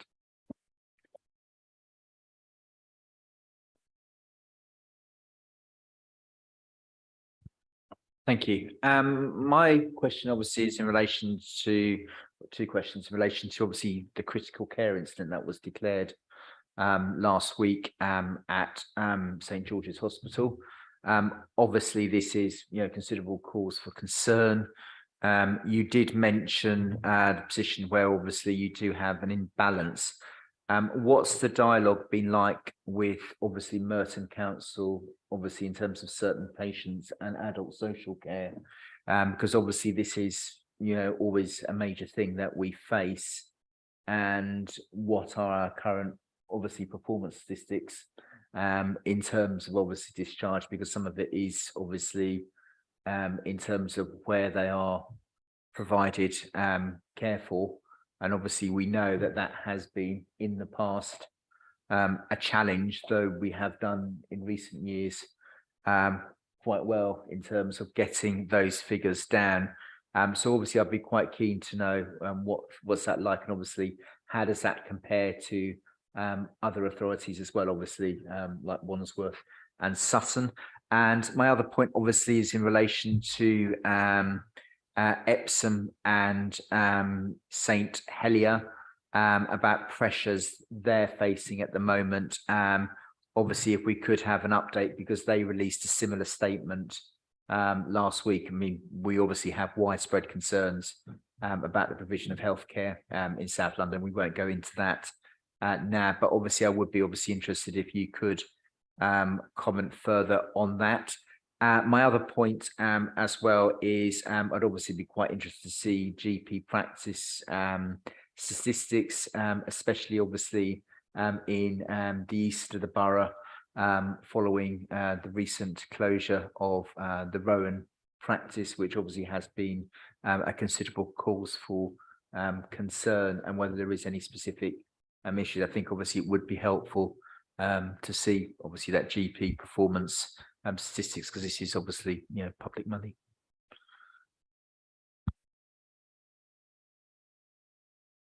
Okay, so I'll try and respond to in the order that you raised them. So in terms of the critical incident was called by St George's, and a critical incident means certain things happen, like people are recalled off their annual leave, actually annual leaves cancelled, etc. And what we did see was St George's, because of the length of stay of ambulances and because of the flow through the hospital, felt that they needed to call the critical incidents. As I said, I was on call, and actually since then the situation has improved. It is still incredibly pressured, and it's incredibly pressured in every hospital, not just South West London. I think actually in South West London, we're slightly less pressured than in some other parts of London, which is a remarkable thing to say. In terms of discharges, we have a number of daily calls. We have operational daily calls, but we also have an escalated call, which people around this room attend, and St George's basically bring, here are our discharge profile. These are the people that we can. Our community services are there. The bed bureau is there. Our local authority colleagues are there. And I have to say that St George's and Epsom and St Helier are very thankful for the support that our partners are giving us at the moment, because actually it is working relatively well. There is always that pressure every day, But actually, as a partnership, we're working to get those people out. And that's included things like home care packages, reablement packages, bed bureaus, care homes, etc. So I do think the partnership bit is working really well. In terms of Epsom and St Helier, I think the numbers that I've quoted for St George's, Epsom and St Helier are very similar. They are seeing the same pressures. They've got slightly different models of addressing them. So we are seeing some Merton GPs going into Epsom and St Helier to try and pull people out. But that wasn't necessarily the case because of the virtual ward activity that we have at St George's. So Epsom and St Helier are absolutely in the same, experiencing the same pressures. I think probably because St George's called the critical incident, they got more media coverage. But the reality is that that's the same for every trust at the moment in South West London, and my understanding across London as well. Oh, sorry, I'd just like to add and acknowledge that the pressure on the NHS is really extreme at the moment. I mean, they've got rising numbers of people attending AD with complexity, and they've got a whole set of national strikes tomorrow, of course, the ambulance strike. But what isn't so well acknowledged, of course, is the pressure on adult social care. It is also a huge amount of pressure on adult social care, on adult social care staff, and our providers. We have been planning for a difficult winter period for the last number of months, and we put a number of solutions to help us manage what we knew would be a very difficult period, from increasing capacity in our reablement team and our hospital discharge teams to ensure that we had enough capacity to discharge an increasing number of people with the complexity, to having a standalone provider sitting alongside that to pick up capacity where it's needed. But our staff are all tired. We hear about the NHS staff being tired, overwhelmed. Adult social care staff are also very tired. We've also had a very difficult pandemic, and it's been a very difficult winter for us as well. But we work very closely with our partners in the NHS. The daily meetings are quite tiresome. Graham and Claire McGall, who you'll see coming on soon for the safeguarding report, are working very closely, as are our teams on the ground as well. Could I just ask a couple of questions about breast cancer, please? On one of the sort of more worrying statistics is where the 2-week wait with a performance of only 54% in August, which seems clearly is troubling. And you say that there's a recovery plan. I just wondered how confident you are that will be sorted out by March, when the plan is aiming to sort it out, and whether you think that's on track to do that. And the other thing was you mentioned the breast cancer screening in the community. If you could just say a little bit more about that, and is that something that's going to continue? So two things. I think just in terms of the recovery plan, we are very lucky in South West London that our provider alliance of cancer providers is a really strong alliance. And so they have really focused on how they might improve that performance.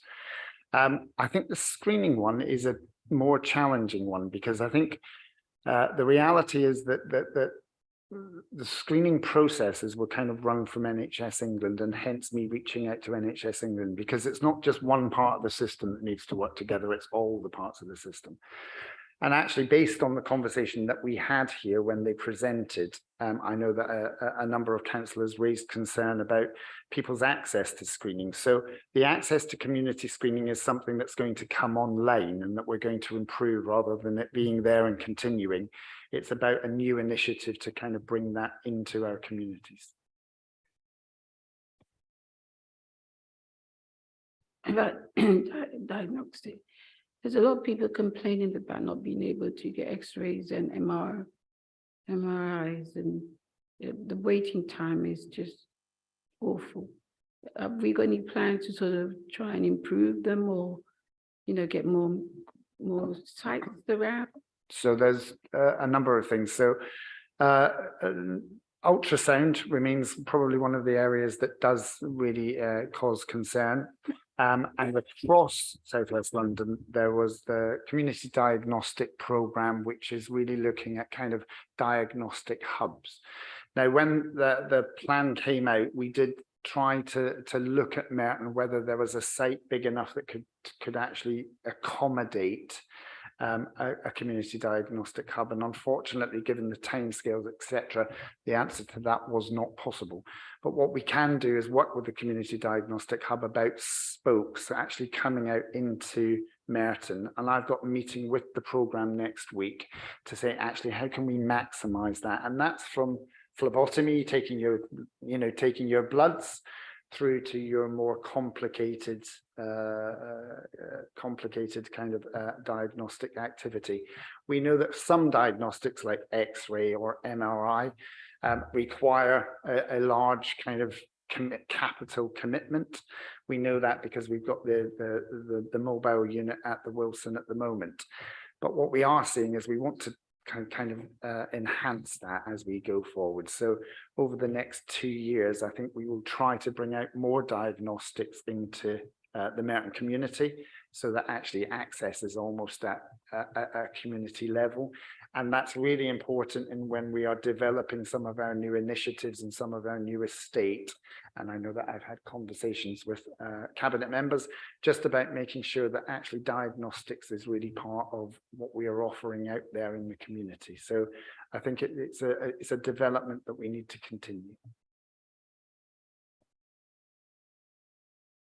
Yeah, thank you very much for that. Just to comment on that as well, because at the Nelson, I know there's over an hour wait to get your blood tested, and I understood that was a shortage of staff that come from St George's.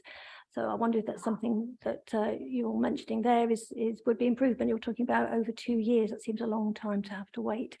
Maybe we could look at things like, rather than having people who are in great pain waiting for a long time, maybe you could, prioritize cases, and so, if you're pregnant or something, there may be ways to help people rather than having to wait for such excessive length of time.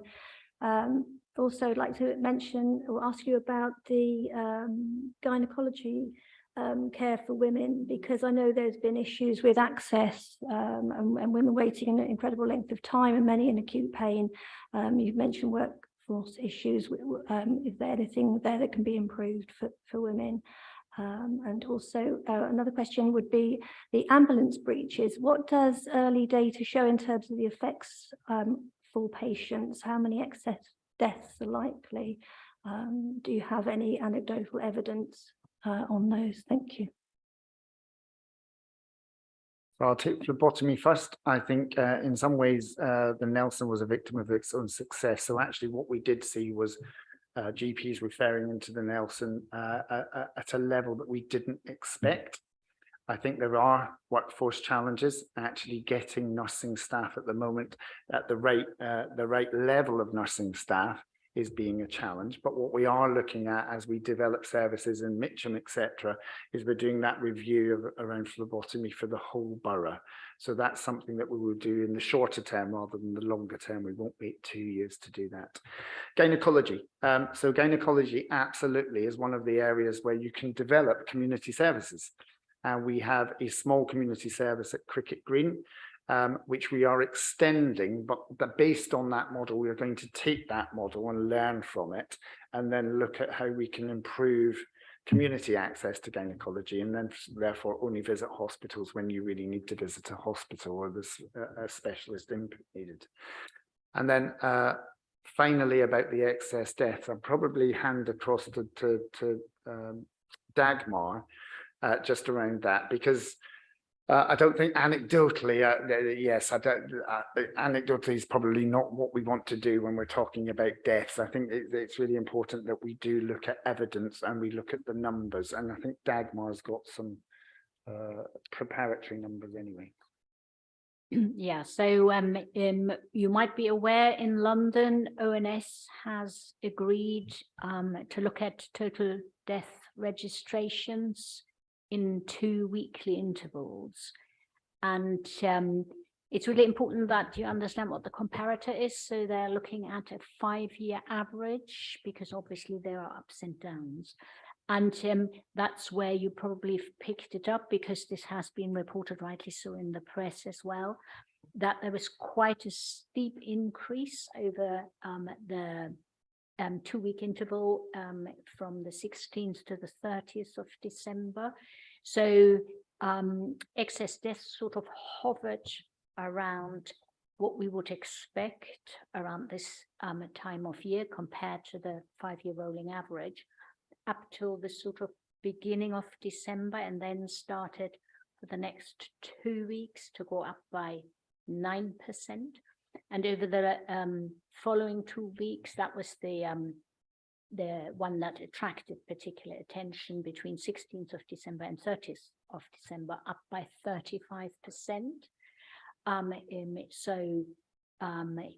That figure made people stand up. What is really important to understand, that there is a 2-week interval. There's obviously random fluctuation, and I haven't got the breakdown of the causes. So this is the overall excess death, and we're very much looking and working with ONS, and cleverer people than me are looking at the data to start to understand what is driving this. And particularly the important bit, I think, in London is that we monitor over time. Yeah, is this a blip, a pre-Christmas blip that now evens out? It might even go, beyond what is expected. But for me, the important first step is that we have got a monitoring system in place that is reliable. It's ONS driven. So we will monitor and hear more. We haven't got Merton data because obviously, fortunately, the numbers are small. And I'd probably just to add to that, just in terms of some of the feedback that we are getting from our trusts particularly, is that the importance of your flu vaccination is vital, and your COVID boosters, etc., because we are still seeing COVID in the acute trusts. We are seeing more flu, I think, than we anticipated that we would do. And when you're elderly, you're frail, flu can have quite serious consequences. So I think that's the anecdotal bit I would give you, is that we are seeing more flu and COVID in the trusts, and that is having a kind of bigger impact on certain parts of the population. Any chance of training any more phlebotomists? Because that was saved during the blood test, rather than having to get trained nurses. Because that's what, you do get lots of them there, Yeah, so I think one of the things that we need to look at is actually the availability of trained staff. So we know that when we were doing the vaccinations, actually we trained up a lot of people to vaccinate who weren't necessarily nursing staff, but may have had a clinical background. And actually we do need to look at who does what going forward, because I was reading a statistic yesterday that said there was 58,000 less nurses in the system than previously, and there was 10,000 less GPs. Those are massive figures, and they will be national figures. But actually, what we do need to do, as we look to redefine what we mean by primary and community care, ensure that actually we're making best use of the workforce that's out there, and training people up as part of that.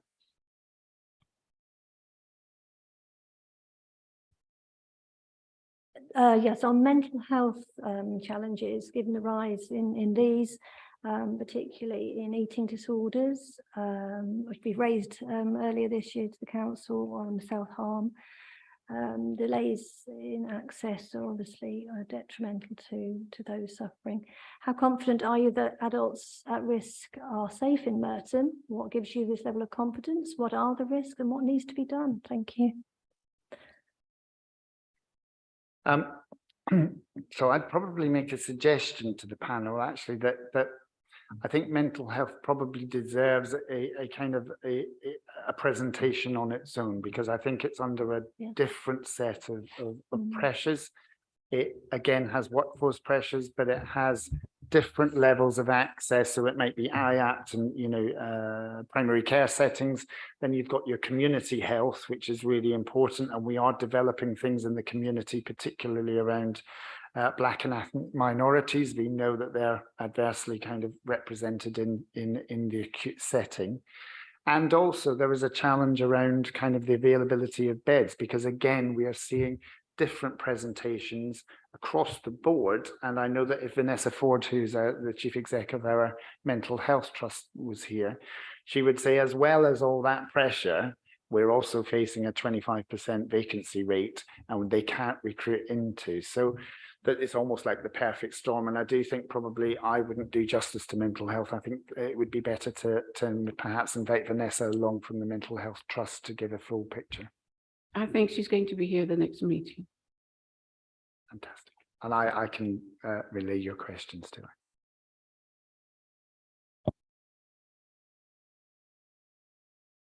Thank you very much.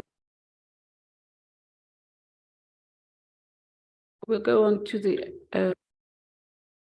thing. Good evening. We're here tonight to present our annual safeguarding report. It's a statutory report and it's a statutory duty for the Adult Safeguarding Board to publish this annual report. And we've got our board manager in Graham Terry, who's the AD for Adult Social Care, is going to take us through the report. I just wanted to draw your attention to page 4 of the report itself. I think that's page 113 in your pack, but it's page 4, page 5. And there's a message from the interim chair, and you will see that name is me currently. And I just wanted to explain a wee bit of that at the start. We have an independent chair to chair the Merton Safeguarding Board. Her name is Aileen Buckton.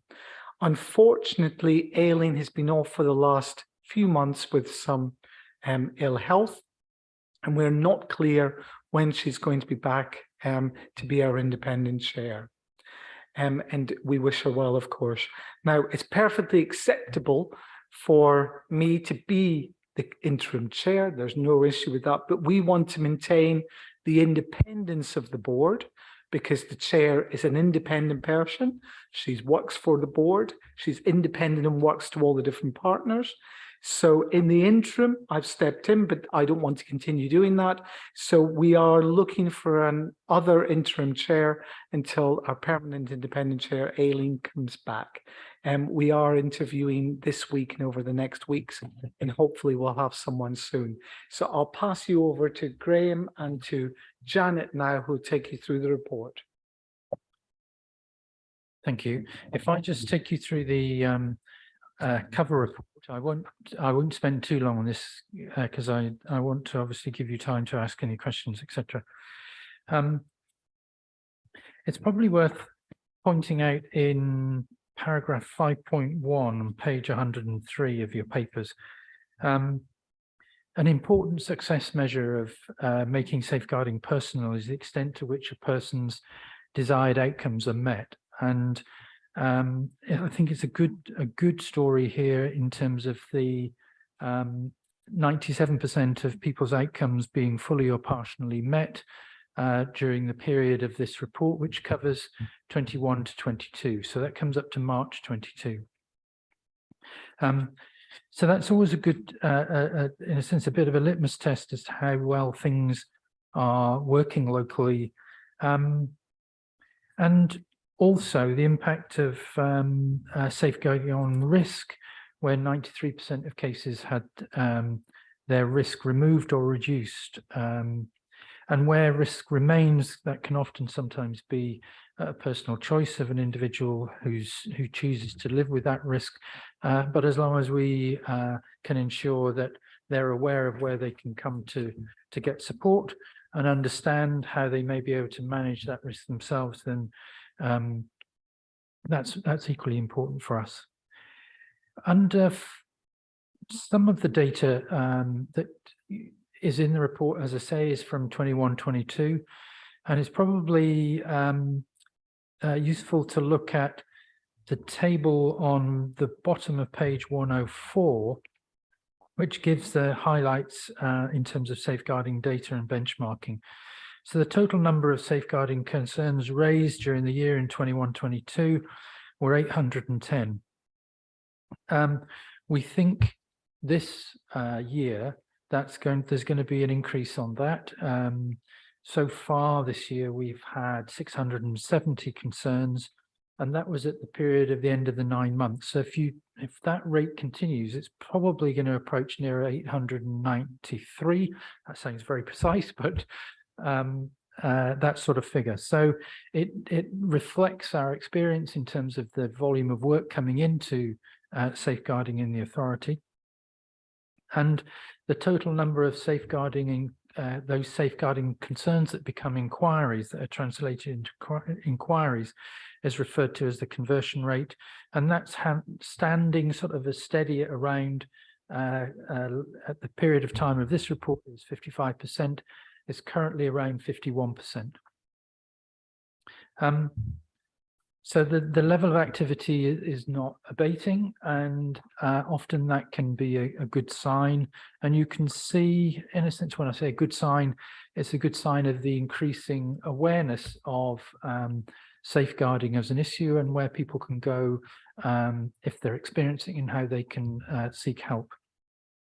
And there are some charts in the table and in the actual report itself, which is highlighting an increase in the number of people with Asian and Asian British, which was a concern. And I think after some dedicated work using a whole range of partners and community colleagues and voluntary sector partners, we think that can be attributed to their work and the awareness raising around that.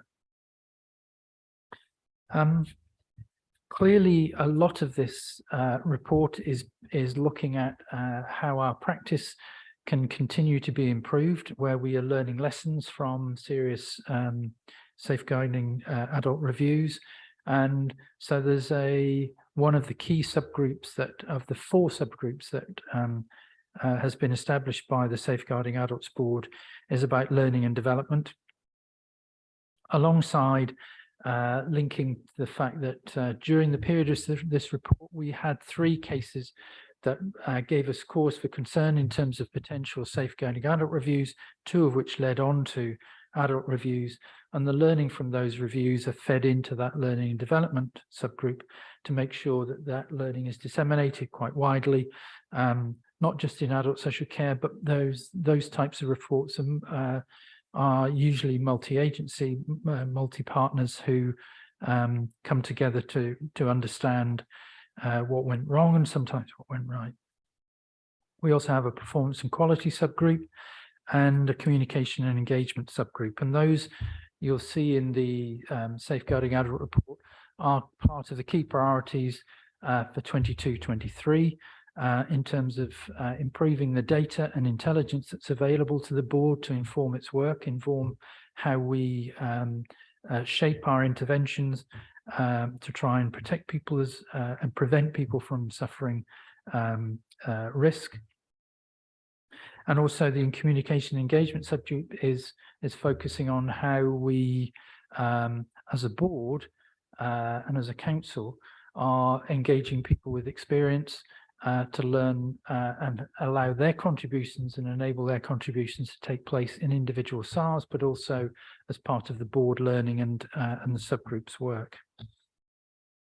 So just wrapping that up, you'll see in the annual board report that it has contributions from a wide range of partners in terms of Safer Merton, the Mental Health Trust, the Met Police, the CCGs at the time of this report in 2021-22 that are now the ICB play a huge contribution, as well as the Central London Community Health Trust, the London Fire Brigade, the Probation Service, and Health Watch Merton, to name but a few.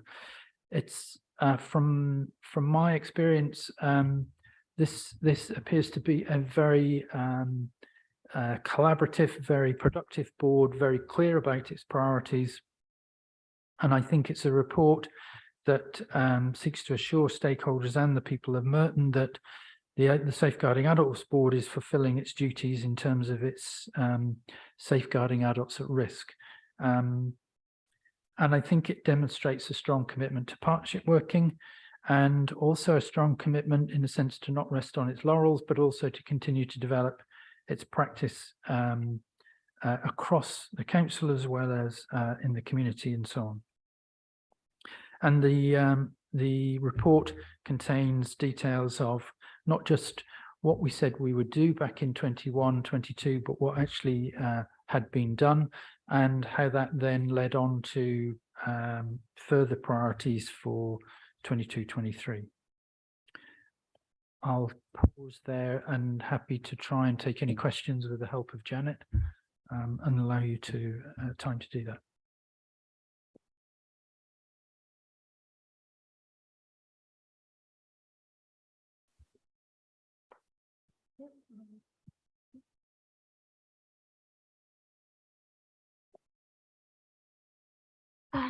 This is just a query really to understand or give some impression of whether you are working with the Oliver McGowan mandatory training in learning disabilities and autism. Is that something that you've looked at? This is just to give you a little bit of oversight for everybody. It aims to ensure that health and social care staff receive training to provide a more effective service to neurodiverse people. I'm afraid I don't. No. Oh, Janet, sorry, Janet. Yeah, it's okay. It's Janet, the board manager. So this is, I think, something that we've mentioned in our learning and development subgroup, and we will be following up in our next meeting. But it has been raised, definitely has been raised, but we'll certainly look into it. Thank you very much. Thank you. Okay. Does anybody else have anything to say? I think Janet, can I just say something about in terms of the work going forward, because I think it's important to highlight some of the work that has already started, because I know some of the councillors are actually involved in terms of the safeguarding adult champions, and I think that work is well underway. Training has begun, induction has begun, and that will go towards our priorities around building and strengthening our community engagement, which I think is really important. Thank you. Anything else you want to inform us on? I think Graham's gone through the report really well. I think if there are any questions that people want to ask, that would be really good. Right, yeah, John. The only thing I'd like to add, I mean, we focused a lot, of course, on the data and the quality of our data. So it's the numbers, the throughput, the conversion rates, the amounts of people that like that benefit from the service, of course. But alongside that, we also have a quality assurance process where we actually audit the work that's been done. So someone sits down and goes through the entire file to see from start to finish the process and how that process went. And that feeds into our learning and a lot of the work that we do. And I just thought it was an important one, because we speak a lot about, well, there's 800 this and 50% of them go here and all the rest. But we actually spend as much time monitoring the quality of the work on an individual case basis. There's about 10 to 15 case audits done on safeguarding a month. And then the learning from those are fed into our subgroups to improve our practice. I just wanted to add that bit. I think it's obviously more an observation, obviously the importance of safeguarding in this council, especially in terms of adults alongside children. Yeah, these are some of our most vulnerable people, and it's absolutely essential that we have all the necessary processes in place in terms of making them safe but also as well in terms of the investigation of complaints which are submitted to the council. I think if we don't get safeguarding right, we fail on all our other things. And I think safeguarding and the care of vulnerable people always has to be top amongst all our priorities as a council. So I do welcome this report, but obviously there's no room for complacency. Yeah, and if there are issues that do need to be addressed, we know that obviously we have that assurances that those will be taken on, but also as well ensuring that practices are fully embedded within the local authority in terms of how they are being met.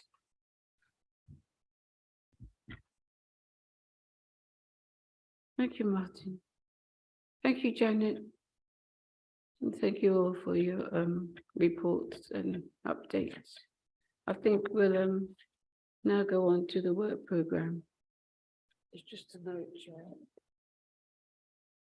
Yeah, just notes when it's the next one. Next meeting. Next work, yeah. What you got to put me on the spot?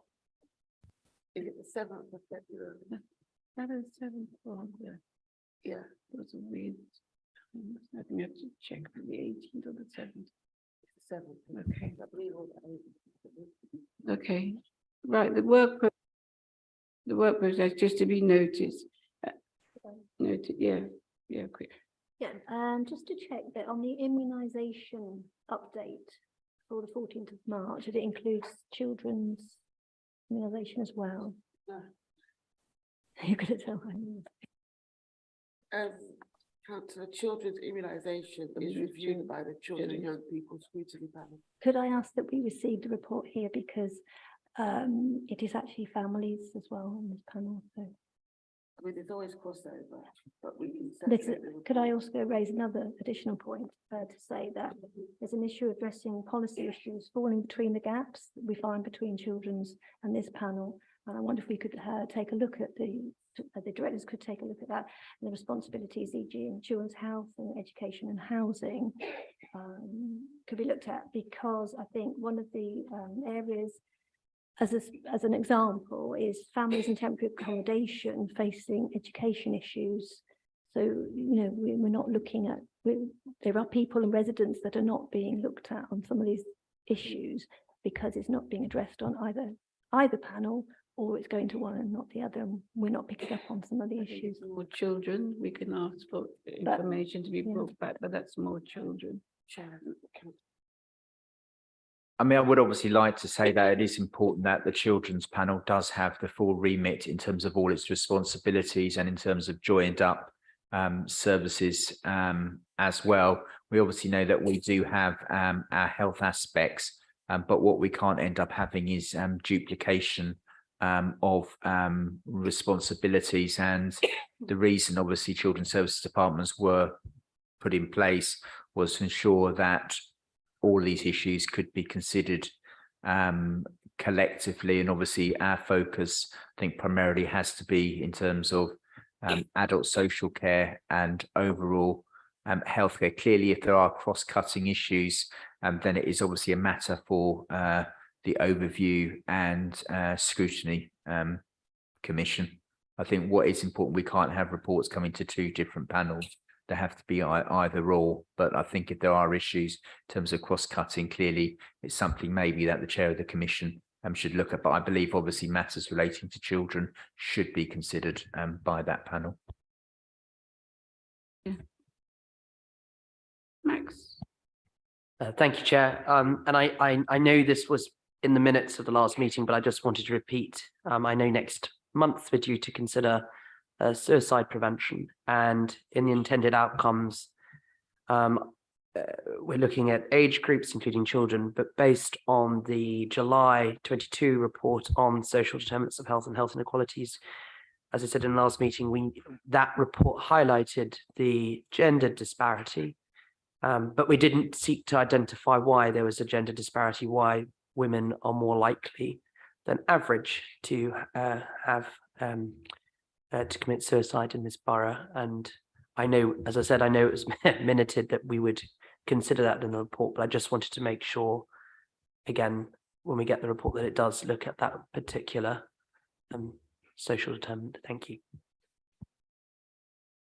Do you mind if I say something? No. Just to remind the panel that the work programme is member-led, so it's based on all the suggestions that we received from yourselves and that we received from the community, and that is what we use to build the work programme for each panel. And that process is due to start again soon. So if there are any issues, whether they're cross-cutting, just put them forward and they will be allocated to a panel. Okay. I think we can all go home now. Thank you all very much. It's been a long night. I was hoping we could get out a bit earlier, but we didn't manage. At least we aired everything. I hope everybody's satisfied. So let's try and get home and go to bed. Well, I'm going home to have my dinner, actually.